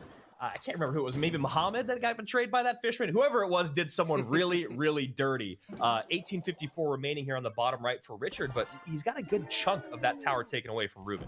And now Ruben sets up defensively, and this is the issue, right? Is that he wanted to play the mortar offensively to get some pressure on tower because he knows that Flying Machine's coming out every single time. But he plays it here he plays it defensively and knows that he's going to give it up. And maybe you think about playing it one tile lower, but then you can't pull the pigs the same way.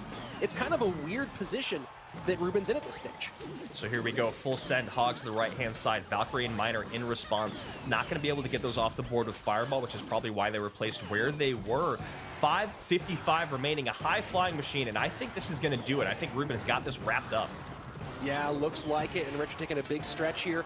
We are going to game number 3. Ruben and Richard all tied up, and you know, you talk about the predictability that Ruben's had so far today. He didn't run minor wall breakers at all during the top 32, something he was known for running a bit more during Clash Royale League in 2020 during the fall season, but we haven't seen it much from him, and maybe a bit of a swerve catches Richard off guard. I mean, if you look here, this is what we're talking about, just to kind of highlight those wall breakers. That minion is there, tanks for the Barb Barrel, or excuse me, tanks for the tower while that Barb Barrel rolls in and immediately follows it up with a mortar connection. Now, what I think was so cool about this game was that even though Ruben didn't rock a Fireball, he didn't really use his mortar a whole lot for defense, he did an incredible job defending with a Firecracker, Valkyrie plus Miner, and an Electro Spirit against Hogs plus. Whether it was Hogs plus Fisherman, Hogs plus whatever it was, he did an incredible job cleaning up without having to use much spell power. So maybe we're going to see a lot of spell power here in game number 3. You know, I'm most impressed with how he dealt with the Flying Machine, right? Because that Flying Machine could have been an absolute menace, and it was in a couple of situations. Minions, of course, a good response, but you have to have them in cycle and have to have the Flying Machine already kind of get into the danger zone, right? But that flying machine across the river can be so brutal, and did a good job of dealing with the flying machine that really could have been a much bigger problem for him. Yeah, and I love that he used the minions, right? Because the minions made it so that Electro Spirit wasn't able to take off his air control, remove it from the map, say if it was zaps, because we saw, bats that you could zap off, because we saw that high flying machine get on top of that mortar. He followed it up with an Electro Spirit, but the minions were still alive. So he had the right idea, just not the right amount of spell power. So looking like most likely going to be Royal Giant here for Ruben. He does like running the Battle Healer version of Royal Giant. And Richard going with very similar to what we just saw, minor wall breakers here for the player from Mexico. Yeah, this will be a very interesting matchup. Richard's going to have to keep a lot of opposite lane pressure going on. He's going to have to keep things up with the wall breakers. And then the thing with the Royal Giant coming down, we're going to see the building here and the bomb tower as a response. But will this not be enough as we get into double and triple? And most likely we see Ruben bust out a lightning. And Valkyrie trying to work that Royal Giant down the best that it can. He does often run Fireball with this as well, but did he already run Fireball in this matchup? Ruben's run Poison, Giant Snowball, and Earthquake. Yeah. And so with the log, we'll see which direction he's going. Wallbreaker pressure on the left-hand side, Battle Healer to the right-hand side, and one Elixir enough to counter those wall breakers. As long as Ruben can do that, that's going to be a nice situation for him. Yeah, and knowing Ruben, he's not going to continue to lean on that, because then Richard will start to pre-Earthquake to get those skeletons off the board, make that wall breaker connection happen. But Richard probably knows Ruben is not the same guy, or the type of guy to just defend the same every single time. Interesting shift here from Richard, talking about deck variants. Richard does run minor wall breakers, but tends to run the Mega Knight Prince variation more than this one. So a nice change here out of him, and here we go. Royal Giant, as we're getting closer to double elixir time, played low, knowing he's not really worried about a nasty counter push in the opposite lane. And there's the Fireball that you called out, going a little cheaper. Does take that bomb tower off the board. Log comes in to clean up the Spear Goblins, but nice defense here from Richard Hunter, putting in some work. Final 50 seconds, wall breakers behind, some distractions on the board, but the E-Wiz gets down in time with the skeletons, and there's that Earthquake you were talking about. Not quite enough to make room, but here's the interesting factor. Even though it's felt like Ruben has been more in control, Richard currently in the lead, 1945 to 2130. Yeah, Log now out of cycle. We'll see if Richard wants to try to attack at all, and there it is. Miner just goes in alone with the Miner. High Fisherman to pull that away. Battle Healer back behind King, which means he's most likely setting up for another Royal Giant push. Richard's going to have to get creative. Oh no, Ruben goes to the opposite lane. Very interesting. Maybe feeling like he forced enough elixir commitment in the right-hand side that he can go left and have enough to defend in this right-hand side. So we'll see what Ruben's game plan is. Not quite in the double Royal Giant portion of the game yet. About a minute and 5 seconds away before we start seeing the real stacked Royal Giant play, but he might get down to a second one here and double down on the right-hand lane, and there you go. As the bomb tower goes down, back to a second one. Bomb tower gets down just in time for Richard. Yeah, bomb tower's down, but not enough DPS. Hunter's going to be up high, but utility behind. The Electro Wizard plus the Log cleans the Hunter off the board. A second Battle Healer comes down, and I don't care what deck he's rocking. Ruben finds a way to turn everything into bridge spam when he knows that his opponent is low on elixir. Richard knows his fate is basically sealed up. This is a whole lot of trouble. Final 90 seconds. Royal Giant at the bridge. Bomb tower is in cycle. Fisherman to come through, though, try to help out with that bomb tower. Doesn't matter. GG, well played. Ruben takes that one back. Huge, huge win for the Team Queso champion. That looked like one of those angry wins from Ruben. He was like, you're right, I won. He puts his headphones on. He's like, I'm still going. I'm still going. I think he would have been very upset had he not made it. Great heads-up plays, turning things around. Richard came so close today in both of his matchups. I'm excited to see him more here in CRL 2021. I'm excited to see if he maybe matures a little bit as the year goes on. I think one of the things that Richard might need to work on just a hair is slowing things down a little bit. Not that he's playing too fast, but if you look at this moment, look at how much is on the board. Obviously, it's tough when you're looking at these matchups. You're looking at what, that Royal Giant deck can really build up in terms of elixir when you get into double and triple, but it just felt like Richard did not pay enough attention to that opposite lane. He didn't try to get enough out of Ruben in the other direction so that Ruben was able to just put these massive, almost 20 elixir pushes together on the right-hand side of the screen. Yeah, it almost felt like he was able to abuse some of those cards, especially as you saw that the Hunter finishing things off and the Battle Healer, and Richard not able to stop him from playing that abusive game. So there you have it. No shame here in losing to a world champion and losing to one of the best, maybe the best on the planet here. Richard does go home, but goes home with his pockets a little bit fuller and, of course, a lot of very important points towards that world final. But one of the most famous players in the world now takes one more step towards our monthly championship. Ruben moving on, still facing elimination in his next matchup, but that one step closer, ever so important. Yeah, I mean, it really, really is. Ruben's still here. All you Team Queso fans out there, you get your guy for at least one more round. And speaking of, we've got to keep moving on through this. We got another matchup here in our elimination bracket, but now it's time for you to take a break, my friend. Well, it's been a whole lot of fun hanging out with you guys. You'll see Ruben moving on here. Mohamed Light and Hajime will come up next. And Andrew, I'll see you in a little bit, and enjoy your next matchup. Yeah, I'm excited about it. Mohamed Light is a guy that I've been looking at for a long time. I've heard his name in the space for a very, very long time. And I'm excited to bring on AC, our boy Josh, to maybe talk me through a little bit. He knows Hajime pretty well. I'm sure he knows Mohamed Light well. I want to know what he thinks about this matchup. Josh, how you doing today, brother? I'm doing great. How are you? I'm good, man. I mean, it's day one of CRL. How you feeling about this matchup in our elimination bracket, let's call it? Okay, so let's start with Mohamed Light. I think he played phenomenally. You know, we saw a lot of confidence in him early on. He used triple spell Hog and was able to win against Golem. And that's a very, very impressive win. Yeah. I looked back, I checked it out. There wasn't a single King Tower activation from Yuya right there. He was never able to get the Hog away from the towers. He was playing well. So, you know, I expect to see that out of him again. And then, you know, Hajime, phenomenal player, just consistent.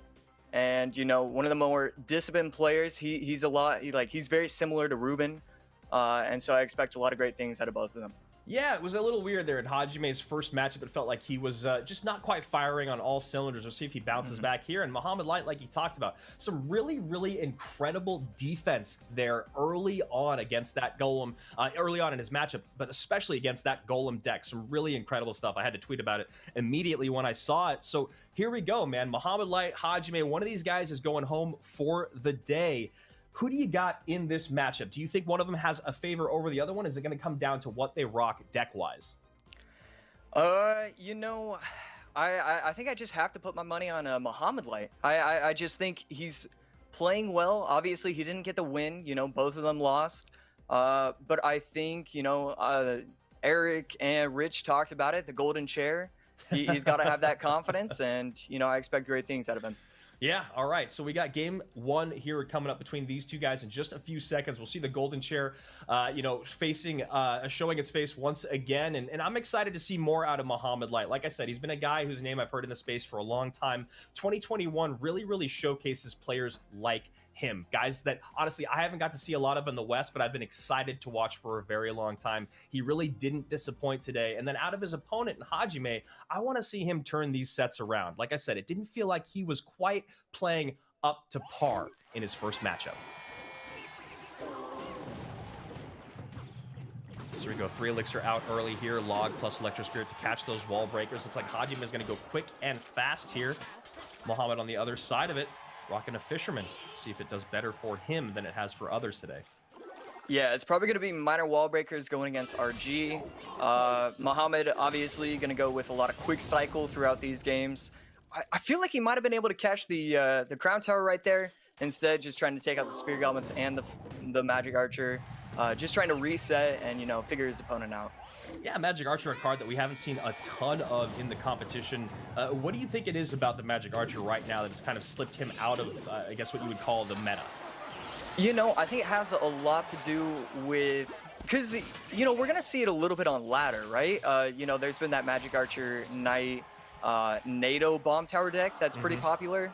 I think really it comes down to it uses too many cards that are going to be in too many different kind of dual decks. And it's kind of hard to fit it in when the cards that you're trying to use are more valuable with other kind of decks. So here we go. Light setting up for Royal Giant in the back. Must see a little bit of an opening here. Wants to try to commit to this left-hand lane. Fireball out early to get that Magic Archer off the board. Easy log on the right-hand side to clean up the wall breakers.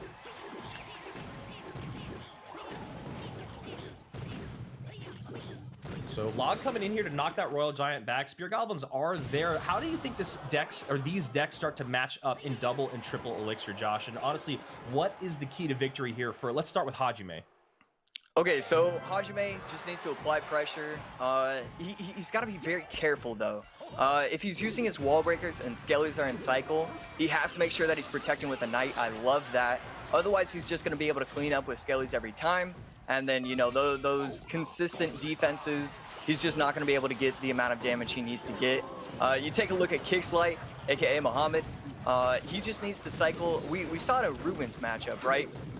If he gets the RGs in the back when double elixir, triple elixir is happening, eventually he's going to be able to overwhelm.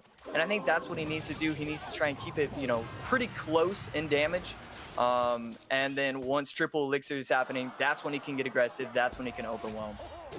One thing I've noticed here is that Hajime is sending in these pushes. Now he's got a big send on the right-hand side. Almost every single time Muhammad has made negative elixir trades because he kind of has to mitigate all the damage. Is there a way for Hajime to really punish him for that as this continues to go on? Yes, his deck is a lot quicker, but can he make those positive elixir trades lean in his favor?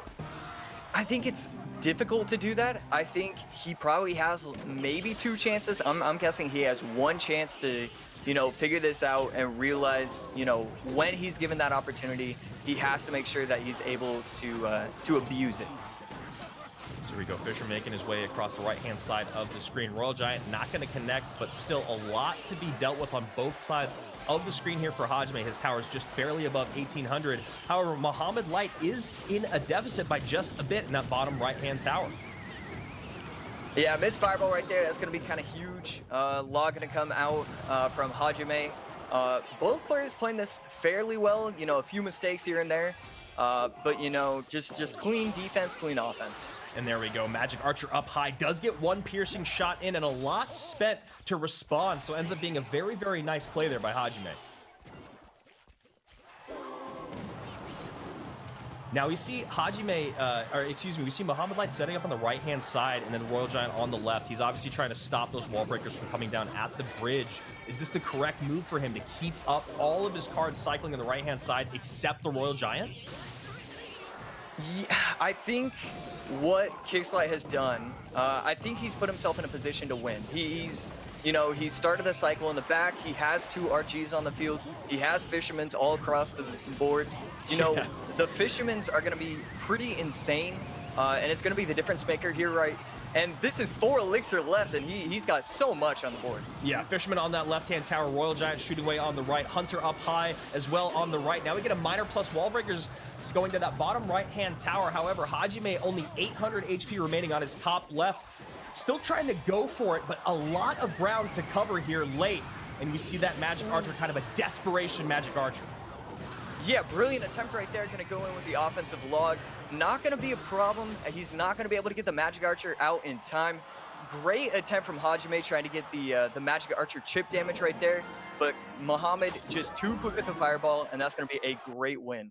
Yeah, I loved the control that we saw throughout there from Muhammad. It was just a cycled Royal Giant to one lane, everything else to the right-hand side. And one thing that I thought was really impressive was, but even though he was made of elixir trade over and over and over again on the right-hand side, was he dropping so much that was just creating enough pressure to make Hajime overspend defensively on the right-hand side as well. Yeah, I think really it just comes down to, you know, he was willing, he just understood what he had to do.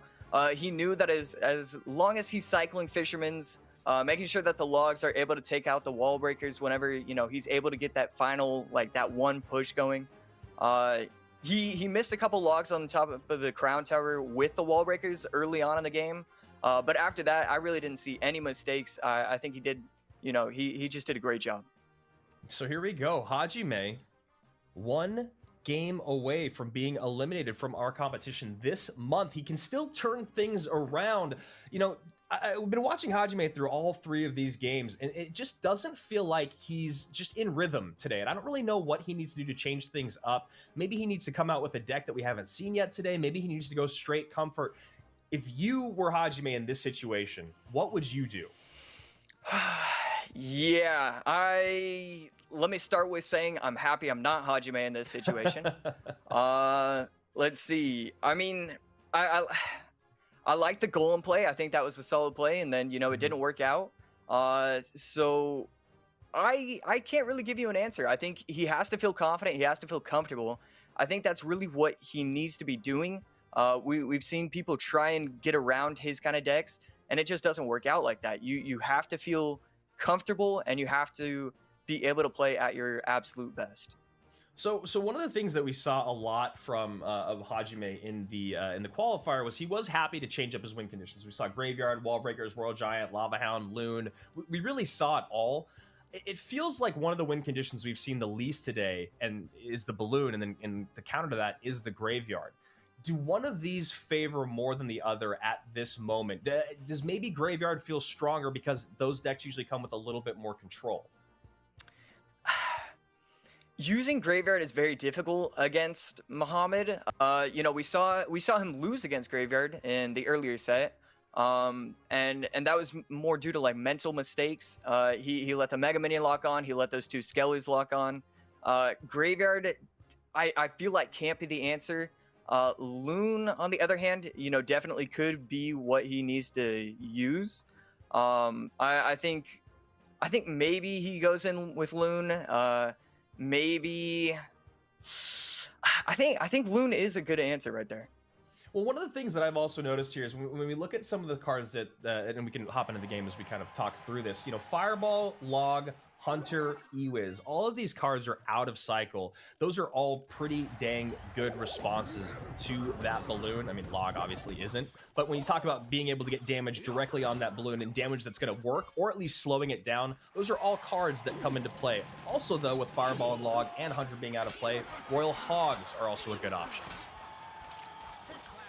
Yeah, I'm gonna be very interested to see what he's gonna be using here. This is gonna be intense. I'll say it. So Fisherman Hunter, not surprised to see that combination top of your screen, although bottom of your screen looking a lot faster than maybe Hajime would have liked. That combination works really good against those big beefy cards, but maybe he'll be able to focus in those 2, the Hunter and the Fisherman, on the night of Kicks Light. So game number 1, we had a minor wall breakers against RG, and game number 2, we flip it, and we have RG versus minor wall breakers. Yeah, and a lot of those small cards to respond to the wall breakers. You know, you got the Skeletons, the Barb Barrel, the Hunter is great for it, the Electro Spirit, and of course the Desperation Fireball, if you need, can come down for a -2 trade, but it's obviously better than letting those wall breakers get to your tower. Yeah, there is a pretty big difference in the 2 decks, though.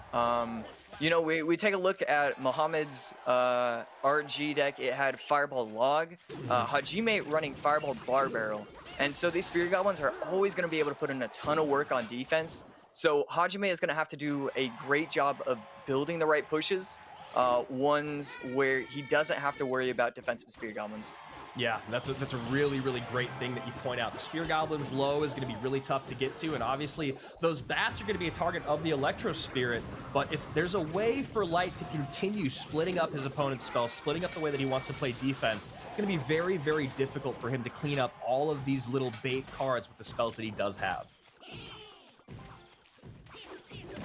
Just like you called it, Spear Goblin's going to come out very low there to help the Royal Giant on the right-hand side. Delivery on the left-hand side, most likely there it is to catch everything. Knight there as well. Royal Giant's still going to get a couple shots in, and this is going to be something that Muhammad's going to struggle with as this game goes on. Nothing to really reset that Royal Giant, other than, of course, the Bomb Tower, which you saw. Hajime's deck cycles very, very quickly.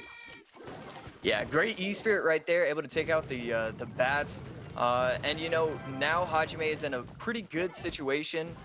We saw last game, we're seeing it this game right here. Every single time that Hajime has Fisherman in cycle, he needs to be placing it down. And, you know, that's what we've seen so far. And, you know, if he keeps getting a lot of E-Spirit value, he's cycling enough RGs, we should be able to see, you know, a possible comeback. Yeah, I mean, and here we go. 2 Royal Giants down for Hajime, trying to make this comeback run. A lot of damage on that Royal Giant on the left-hand side, but it's really the one on the right that connects down to 1092. We're back at a pretty much even race. Yeah, huge error right there, not able to retarget the RG, and you know that could definitely cost him. He has to be he has to be careful about that, but another wall breaker connection. He has to make sure that he's not letting that happen. So when you're dropping that bomb tower down for the people at home, is it a thing where you can push the Royal Giant back, or does it have to come down precisely in time before that RG connects on your tower? Yeah, you have to get it square, like directly in the middle, where the body is gonna be too large for it, and then it's just gonna be able to push it back. I'm fairly certain, you know, I can't promise it, but I'm fairly certain that you can always push it off. Mohamed Light in the golden chair gonna come through. Hajime having a rough showing in his very first weekend here in CRL 2021, but I imagine he'll be back. He goes 0 for 4 on the day.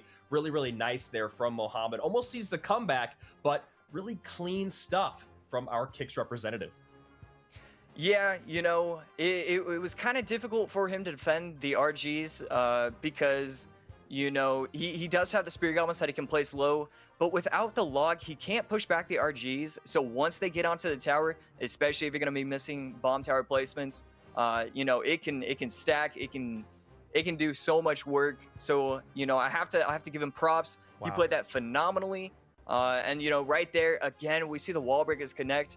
Earlier in the match, we saw a double wall breaker connection, and he cycles RG behind the King Tower.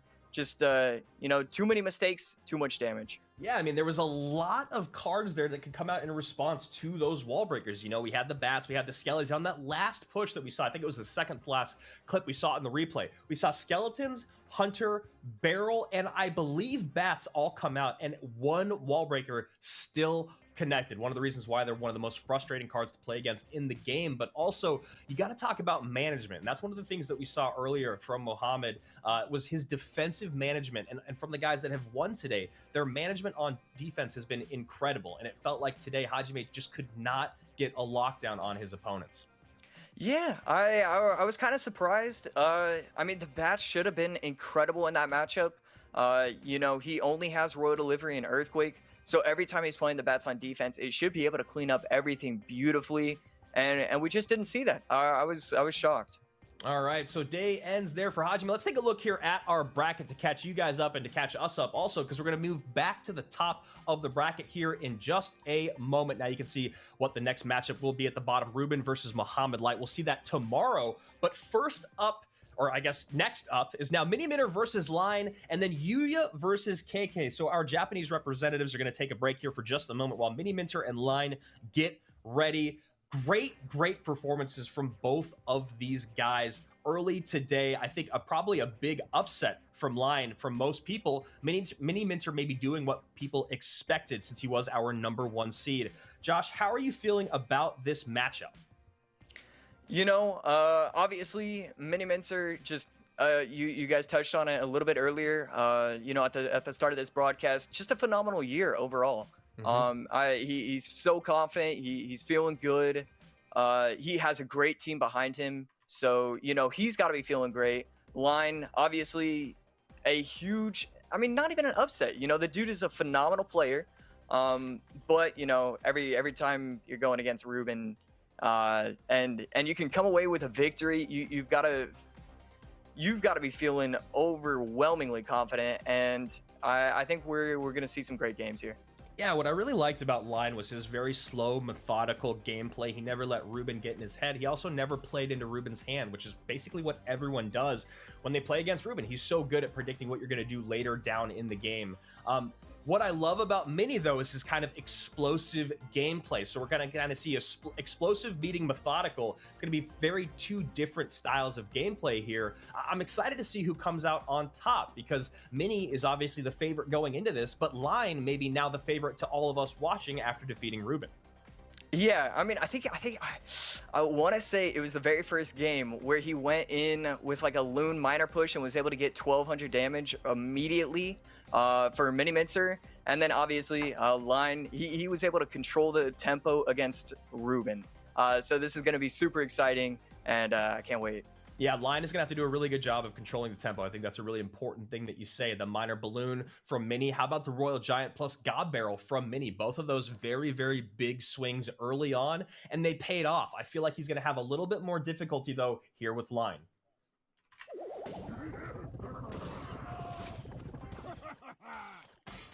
Wow, we're seeing Fisherman be used in pretty much every single deck. Yeah, and then you see the Giant Skeleton come out on the other side of it, and that's something that's going to have to be, you know, Mini Matrix is going to have to be very, very wary of.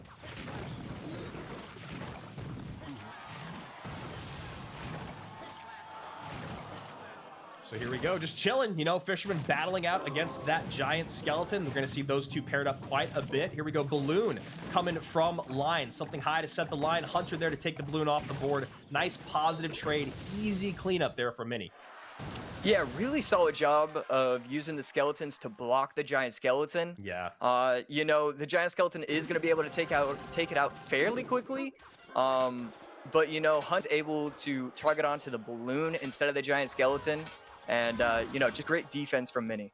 Yeah, really, really important thing there to notice is just setting that line. People do it all the time with Graveyard, but it's just as important when you're playing against the Balloon deck. Keep that tank from getting across the bridge, and a NATO to nowhere from Line. That is devastating, Josh. Oh my goodness, that is not what you want to see right there. RG, Ewis, Skellies, everything at the bridge, and that's going to be towered down. A huge error from Line. Yeah, Mini there probably cannot believe it. Now gonna have to play some defense. Gets that fireball in up high. A nice log to get that Giant Skeleton away. And yeah, you heard the gasp there from my co-caster thinking that Giant Skeleton was gonna get maybe just a little too close for comfort. However, Line still gets a great Balloon drop in, even though he has to trade a tower for it. Yeah, I mean, unless I'm mistaken, I think his last card should be Baby Dragon instead of the Fireball. So it's going to be very difficult for him to actually get that push going and actually be able to finish off that tower. So he needed that Giant Skeleton to lock right there. All Mini Minter has to do is Fisherman the Giant Skeleton to the opposing lane, but does use a Fireball, doesn't have Hunter and Cycle if he's able to take this out. You know, we could see a Loon coming down, but this is going to be extremely difficult for him to get past this. Yeah, Baby Dragon Belch in. Miner going to go to the back. Hunter up high to stop that Balloon, and it should not... I don't know, man. Is that going to go in? Fireball has to come out to save his life. Yeah, so Line is in a position, right, where he doesn't really have a chance to win. All he can do is just give himself a chance. That's what he does with that Ice Wizard. I loved that play. It doesn't work out for him. But the Ice Wizard to slow down the Hunter, I think that was exactly what he needed to do to give himself a chance. It just wasn't able, he just wasn't able to do it. Yeah, you know, and while you're talking about Wizards, I love that play, the opposite lane, the Royal Giant plus the Electro Wizard with the Skeletons there in between. Resetting, I believe it was the Ice Wizard on defense, taking it off the board very, very quickly with the high DPS there from the Skellies. Cheap Skellies used on 2 different interactions in a row by Mini, really, really paying off. And this is that very, very first push. We saw the Balloon plus Giant Skeleton, Skellies up high, and then the Hunter to catch that Balloon. What was this all about? What was he trying to drop there, you think? I don't know. And the thing is, right, if you're going to make a mistake in NATO, you can't immediately follow it up with a Giant Skeleton as well. I don't know what he had in Cycle, but if you're going to use that and then use the Giant Skeleton, that is 9 elixir in single elixir, and that absolutely cannot happen. It was too easy for Mini Minter to recognize that it was low in elixir, and then he was able to abuse it by going in with the RG Ewis. Yeah, so you're saying that in that moment when Line does drop that NATO on accident, he needs to just stop the bleeding where he's at. Just cut his ties with that push, let it go, and then play some defense. His opponent's going to probably go on offense, recognizing he's down elixir and down a spell. You think doubling down on the mistake was really what put the nail in his coffin in game 1? Yeah, it's tough, right? You know, maybe instead of the Giant Skeleton, he goes in with a Baby Dragon. He takes like 1,500 damage, but he still has a healthy tower. Right. And then, you know, he bomb towers opposite lane if he goes in with the RG. He just absolutely cannot spend all that elixir. And, you know, he doesn't give himself an opportunity to defend. Yeah, so, you know, it's hard to chalk it up as anything much more than a big mistake there out of line early on, but it did feel like he was playing at Mini's pace and not his own. So here we go. Cannon Cart out in response to that mortar. Spear Goblin's going to be cleaned off with the snowball. And looks like we're going, I mean, I love it. Mortar's my favorite win condition in the game. We've been seeing a lot of it here in 2021. Yeah, mortar and cannon cart. That, you know, it's a beautiful thing. You know, I know you love mortar. I absolutely do not. So seeing cannon cart be like a huge part of the meta, I'm telling you, it's beautiful. I absolutely love that. Yeah, Cannon Cart super strong now in a lot of decks. I mean, it makes sense with all the changes that it's gotten over the years. Here we go. Snowball, Spear Goblins, plus Knight to clean up on that right-hand side. Musketeer going to get one shot on the left, and that's the correct decision there for Mini to kind of min-max, right? If he defends that Musketeer, he really puts himself in an elixir hole moving forward. Yeah, great King Tower activation with a Knight low to have the E-Spirit chain all the way to the King Tower. And then a clean defense right there. He activates King Tower. You know, Line gets aggressive with the Royal Hogs at the bridge, and Spear Goblins, plus the King Tower activation, plus the Snowball. And, you know, he doesn't defend with all that much Elixir and only takes 300 damage. You know, solid stuff right there. And then, you know, he does have Graveyard as the last card, probably. And so cycling Poisons, at this point, you know, he just wants to kind of chip the tower down. And then once triple Elixir, once double Elixir happens, that's when he can get aggressive and start getting the tower really down. Yeah, I mean, it feels like that King Tower activation gives him a lot of kind of breathing room here in single Elixir. As he talked about, he's got the Mortar on defense. He's got Snowball to help out. Cannon Cart there for great single target DPS. And he's doing a good job of splitting up his units. Now he sees Earthquake come out from his opponents. He knows all 8 cards that he's dealing with. And he's just going to go right in here with the Graveyard.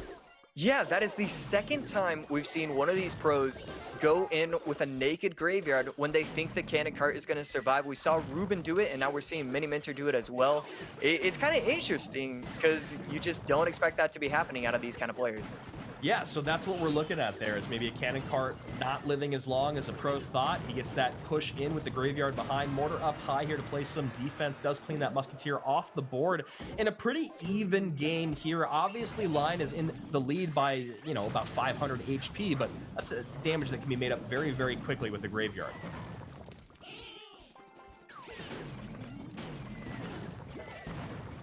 Musketeer does not turn to that Knight, placed perfectly in time to get that cannon, or excuse me, that mortar off the board. Yeah, great Musketeer right there to have it target onto the opposing Musketeer. That's going to be able to keep the Cannon Cart alive, I think. Just kidding. Just kidding. And then, you know, this is going to be a tough defense right here. He's going to be able to get all the damage that he was down all the way back. And, you know, he does have Royal Hogs, Earthquake. So obviously, you know, Line is going to be able to get damage throughout this overtime period. But Mini Minter has to be feeling great. Yeah, that was a great turnaround there for Mini. I loved the, you know, the Earthquake on defense looked like a great move there from Line, but then maybe actually could have played that a bit differently and used the Earthquake to clean up the skeletons. I guess hindsight is 2020 up here in the booth, but just not able to play his defense as cleanly as he'd like. This Musketeer isn't targeted by the Crown Tower, so that could be a possible Mortar lock and a Musketeer lock as well. 2 shots and the Mortar shot.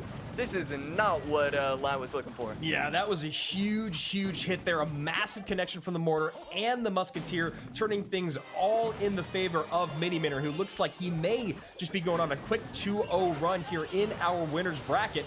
Now with another Graveyard plus Snowball push while that Cannon Cart tanks. Yeah, I mean, great attack right there, and it's going to force out a defensive Earthquake, which is not what Line is looking for. He needs to be getting that Earthquake on offense, trying to chip the tower down. Just great pressure from Mini Minter to be able to force out that response. Yeah, that's a really great point that you make there. Those Earthquakes have not been able to be placed where Line would like them, which is on his opponent's mortar. They have basically been used only for defense. And now we get a Cannon Cart. No, not a Cannon Cart lock. High Royal Hogs going towards the stronger tower is Line in a desperation move. Yeah, I got a little bit of deja vu right there because there was just one skeleton surviving, getting a little bit of chip damage right there. That's going to be towered down. Mini Minter with a phenomenal set win right there. Yeah, I mean, Mini Minter has not lost a set since day 1 of the qualifiers, I believe. Since then, he's been basically perfect. He's dropped a game today, but Line not able to hold up there. Now, one of the things I noticed when Line beat Ruben was it felt like he was controlling the pace of the game. So far, through 2 opponents, it looks like everyone's playing at Mini-Minter's speed. Yeah, it's just incredible. I mean, it comes down to solid mechanics. Obviously, we saw a great Knight activation for the King Tower. You know, he never spends too much on defense. He never spends too much on offense. Does a great job of recognizing when pushes are dead. That Musketeer on offense was great.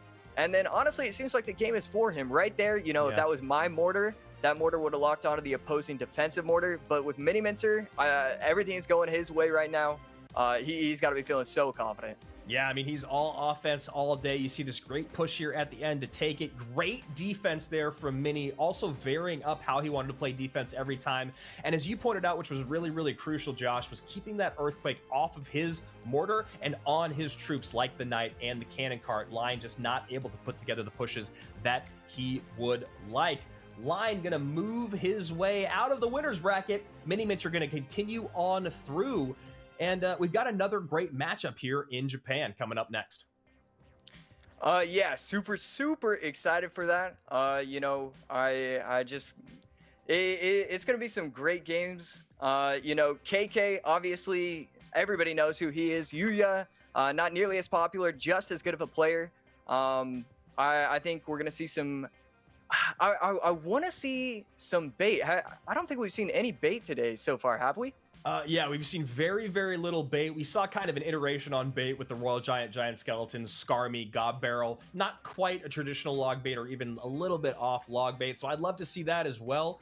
We've seen a lot of Graveyard, a lot of Mortar, a lot of medium amount of balloons. So we'll see. One thing I have liked seeing a lot today is the Royal Hogs. I think they're a really, really great card to work into these duels format when you talk about spell response. If you can bait out that Fireball in early games, or if you can put together a great Fireball bait deck in game 2 or in game 3, you might find your opponent in a really, really rough spot spell-wise. Yeah, I feel like every time we're seeing, you know, a little adjustment by the players. You know, it's not always going to come out with wins, but it's never like a bad matchup. It always seems like they always have a shot. And so, yeah, I just want to see some people mix it up right here. Yeah, so here we go. KK and Yuya going to be facing off next. KK, a guy that rocked a lot of Giant, right? Electro Royal, Goblin. We talked about it at the qualifiers. Then we saw Electro Giant again here today from him. Yuya on the other side of it, going with a lot more traditional stuff. But he is a guy that favored Lava Hound more than most at the qualifiers. Yeah, Yuya, we could be seeing anything really. In one of the qualifiers, I think it was like top 32 or something like that. He was running Wizard. He's willing to do whatever he wants if he thinks that's what. I mean, he did lose the game. Don't get me wrong; it's not always the right idea. But you know, if he feels confident, if he thinks that's the right idea, he's willing to do it. And so we could really see anything here. Yeah, I mean, I'd be excited to see a little bit more of those off-meta cards work their way in early on so we could get something really, really comfort, really tried and true archetype in maybe game number 3 that your opponent wouldn't be expecting because you've maneuvered so gracefully around those cards, which is something that we've seen a lot of people trying to do. Some people have pulled it off, others aren't quite there yet. But this is, again, why I love Duels. Wizard showing up in CRL doesn't make a lot of sense. He doesn't take the win, so maybe it shouldn't be here. Yeah, but yeah, go ahead. you still love that. You still love that he was willing to try it. So here we go. KK top of the screen. He did take down Hajime earlier, and now we have Yuya bottom of our screen coming off of a big win off of Light earlier on. And look at that. We see another RG, and we see another Mortar. Mortar is so hard to use in these situations. You know, if we're not seeing Cannon Cart, we're seeing RG. If we're not seeing RG or Cannon Cart, we're seeing Mortar versus Mortar. Yeah, I mean, that's a pretty solid call that you have right there. A lot of Mortar out there today. It looks like half of our players have been using it as their win condition. Other ones have been using it as strictly defense. We'll see which route KK likes to go here today, going up against Royal Giant Skeleton. Wow, it's been a while since we've seen Mortar Royal Hogs. At least it's been a while for me. And then Yuya just running Giant Skeleton is... We've always seen the RG cycle version. This might be the first time that we've seen... I mean, we saw RG Giant Skeleton bait, this might be the first time we're seeing, you know, not really an OG deck, but like 3 months ago kind of RG deck right here. So when you talk strictly matchup here, who does this go in favor of? When you talk about having the Fireball for those Royal Hogs, having the Royal Giant to keep that Mortar at bay, is this really in the favor of Yuya, or does KK have like a light at the end of the tunnel here? I think I would feel confident if I'm KK. You know, we see the bomb tower wall breakers lose to RG a lot of the time, but Mortar is so strong defensively. So instead of, you know, 3 or 4 shots to take out the bomb tower, it's 6 or 7 shots to take out the Mortar. And then, you know, we see the Log, we see the Hunter, and then he just has a lot of pressure with the Royal Hogs. Every time he wants to build that push, going with that Fireball Log on top of the Hunter. At the same time, the Fireball Log is coming down. We see 4 Royal Hogs on top of the Crown Tower. And, you know, already we've seen a ton of damage coming out of KK. And again, like, the Mortars are so strong on defense, no Earthquake to take them out. This is going to be extremely difficult for Yuya to get past this. Yes, you see Yuya kind of breaking things up here, going for dual lane pressure. KK already in a pretty good position to start cycling out spell-wise. If he can just get log chip damage in here and there as he works through the final 30 seconds of regulation, and then is able to get Earthquakes down as well, he can find himself just in a spell cycle battle to get himself out of this game. Mortar comes back down on defense, and obviously there's no urgency here for KK, right? He has both of his towers above 2k HP. There's the log that I'm talking about. He just wants to get that chip damage in. Yeah, exactly. We see the forced E-Spirit plus Fireball. Now he can no longer take the 2 or 3 Royal Hog shots. And you know, when that happens and you're forced to spend, instead of 4 elixir, you're supposed to spend 5, you're forced to spend 7. It just puts him in such a difficult spot, and I would be shocked if he's able to recover and be able to turn this around. So in our final matchup of the day, we have it taking place over in Japan. KK in a very, very strong lead here in game number 1 over Yuya, who had an incredible showing against Light earlier today, but right now finds himself in basically, he's drowning right now. Those logs are just going to keep coming in. Those Earthquakes are going to keep coming in when KK has max elixir. Is there any way to stop this? Look, you know, it's not, you know, 300 damage. I mean, I know it's only like 220 or 204 or something like that. It's not the Earthquake of the past, where we're seeing it cycled in 8 seconds and it just took 1,000 HP off your tower. But it's still impossible to get through this. Logs are gonna come down. Wow. Oh, he gets 1 shot. Still not gonna change anything. He just has to go in with the Royal Hogs whenever he wants to, and then cycle these Earthquakes. Yeah, I mean, that was crazy. He had so much elixir piled on there at the bridge. Great defense there from KK. High Hunter going to clean everything up along with that Royal Delivery. That's a lot of burst damage that you have to deal with.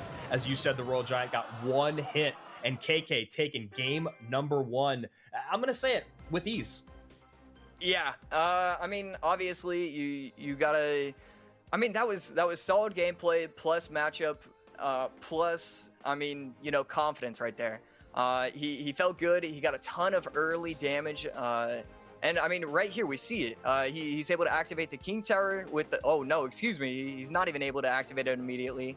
And that gets the tower all the way down to 12-15. I mean, just a brutal way to start the match, especially when you're going against, you know, one of these quick cycle Earthquake decks.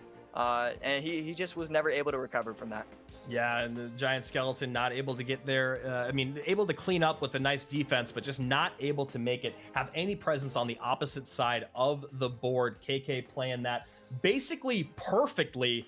Yuya now going to have to bounce back in game number 2, which we'll be getting to in just a moment. Be very, very curious to see the win conditions. Like you said, Josh, it feels like we've seen a lot of the same thing over and over and over again today.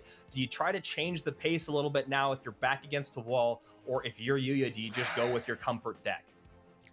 You know, so what? We don't have to worry about Mortar. We don't have to worry about Earthquake if you're Yuya. There's still just so much on the table that he can be running. I don't think he can really get anything like officially out of the question. So I think you just got to focus up, make sure that you feel confident with the deck choice. And then, you know, for game number 3, that's when you try and snipe and maybe try and steal a victory. So here we go. Electro Spirit cycled in the back here for KK. Yuya just holding on.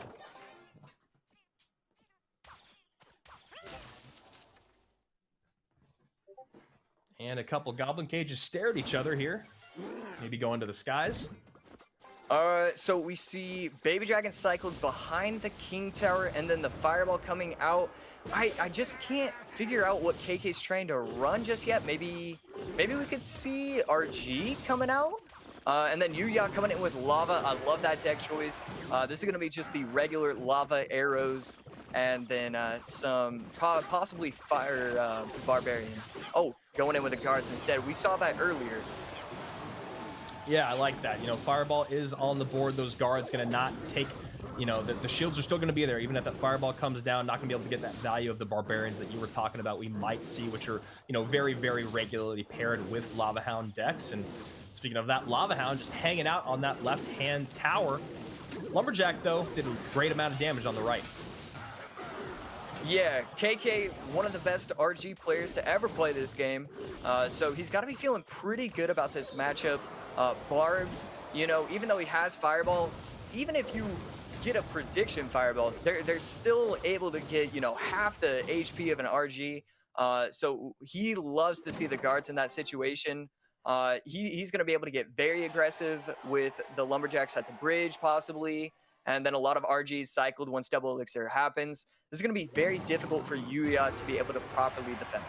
Yeah, those Fireballs coming out every single time that he sees that Flying Machine, now that he knows he doesn't have to worry as much about Barbarians. Obviously, the Skeleton Dragons are another target there for the Fireball, but, you know, we've seen today how menacing that Flying Machine can be when it breaks on through.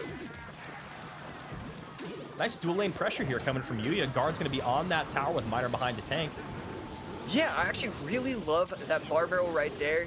He lets the guards lock on.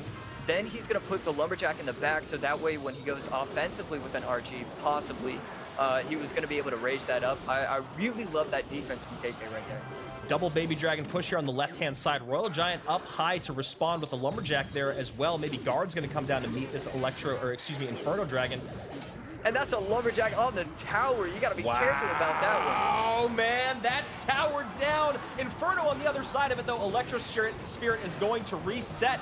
Ladies and gentlemen, KK going to close it out. 3 sweeps in a row. Mohamed, Mini, and KK to close out match day 1. What just happened, dude? I mean, that was just exactly what he needed to do. He's been one of the best RG players to ever play this game. He knows exactly what he needs to do. The Lumberjacks in front of the RG, the Lumberjacks behind the RG, he knows exactly what needs to happen in every situation, every scenario. And then just clean defense, Lumberjack, Mega Minions, Baby Dragons, and then he even used the Gob Cage very well. Didn't let the lavas get through exactly how he was looking for. And then obviously you gotta stop a Lumberjack on your tower. You gotta get that Lumberjack, like you said, man, on the tower, in front of the RG, behind the RG, in your backyard, wherever you looked, that Lumberjack was always there. KK using it on offense, using it on defense. Even as you said, that great Lumberjack plus Bar Barrel combination in the top right-hand side of the screen to keep that Inferno Dragon at bay, get the Lumberjack at front, and then maybe, just maybe, if he had enough elixir, go with the RG on offense. Just thinking 3-4 steps ahead. Beautiful stuff there from KK.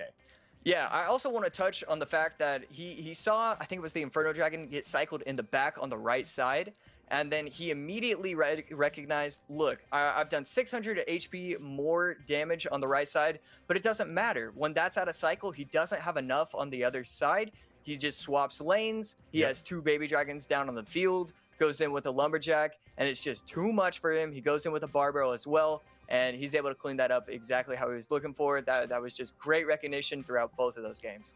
Awesome. Awesome stuff, man. It's been great to have you up here in the booth with me, or in the virtual booth, as Eric called it earlier. Yeah. It's been such a treat, I'm sure, for Rich and myself to be able to pick your mind, pick Eric's mind, look a little bit deeper into the game. There's a lot of moments where him and I are in the booth and we kind of have questions. Now you guys get to answer those. So from all of us that have been here for a long time to you, man, it's so great to have you here. I'll see you again tomorrow, but for now, I got to close out and bring Rich back on.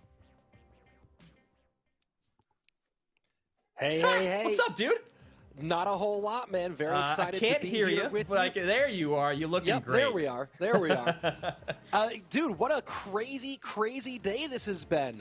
And you know, I'm excited for what we have in store tomorrow. A few players out. We get to choose our $20,000 winner tomorrow, and the front runner for our World Finals. For me, Andrew, the most exciting thing today was really to see this duel mode completely in action. And I love my data. A lot to dig through here. Yeah, I know. I can't wait to kind of talk to you about it afterwards, kind of pick through the minds of Eric and Josh and kind of everyone to kind of come together and think about what we saw today when cards were out of play early on, how we saw people respond, what spells were used early on, what spells were underutilized, how you can take advantage of all that. All of that is going to matter so much tomorrow and throughout the rest of this year. So, let's talk about tomorrow a little bit more as we kind of catch you guys up with where we're at from today. Well, let's take a look at the bracket here in just a moment, our final look at the bracket. And as you can see on the winner's side of things, KK will move on and join Mini Minter. So one of those two will be in the championship match tomorrow. And either one of those would be a totally deserving champion for this first month. And then you have 4 players on the lower side: Yuya, Ruben, Mohamed Light, and Line. I mean, this lineup is so insanely stacked. I do want to point out that the 2 younger, maybe less experienced players are the ones who went out early.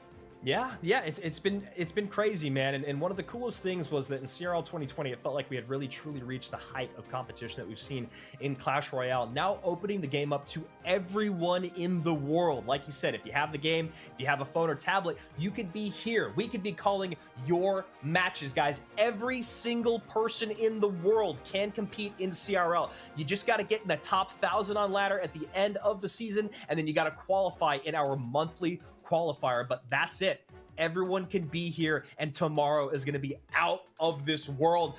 I can't wait. I can't wait.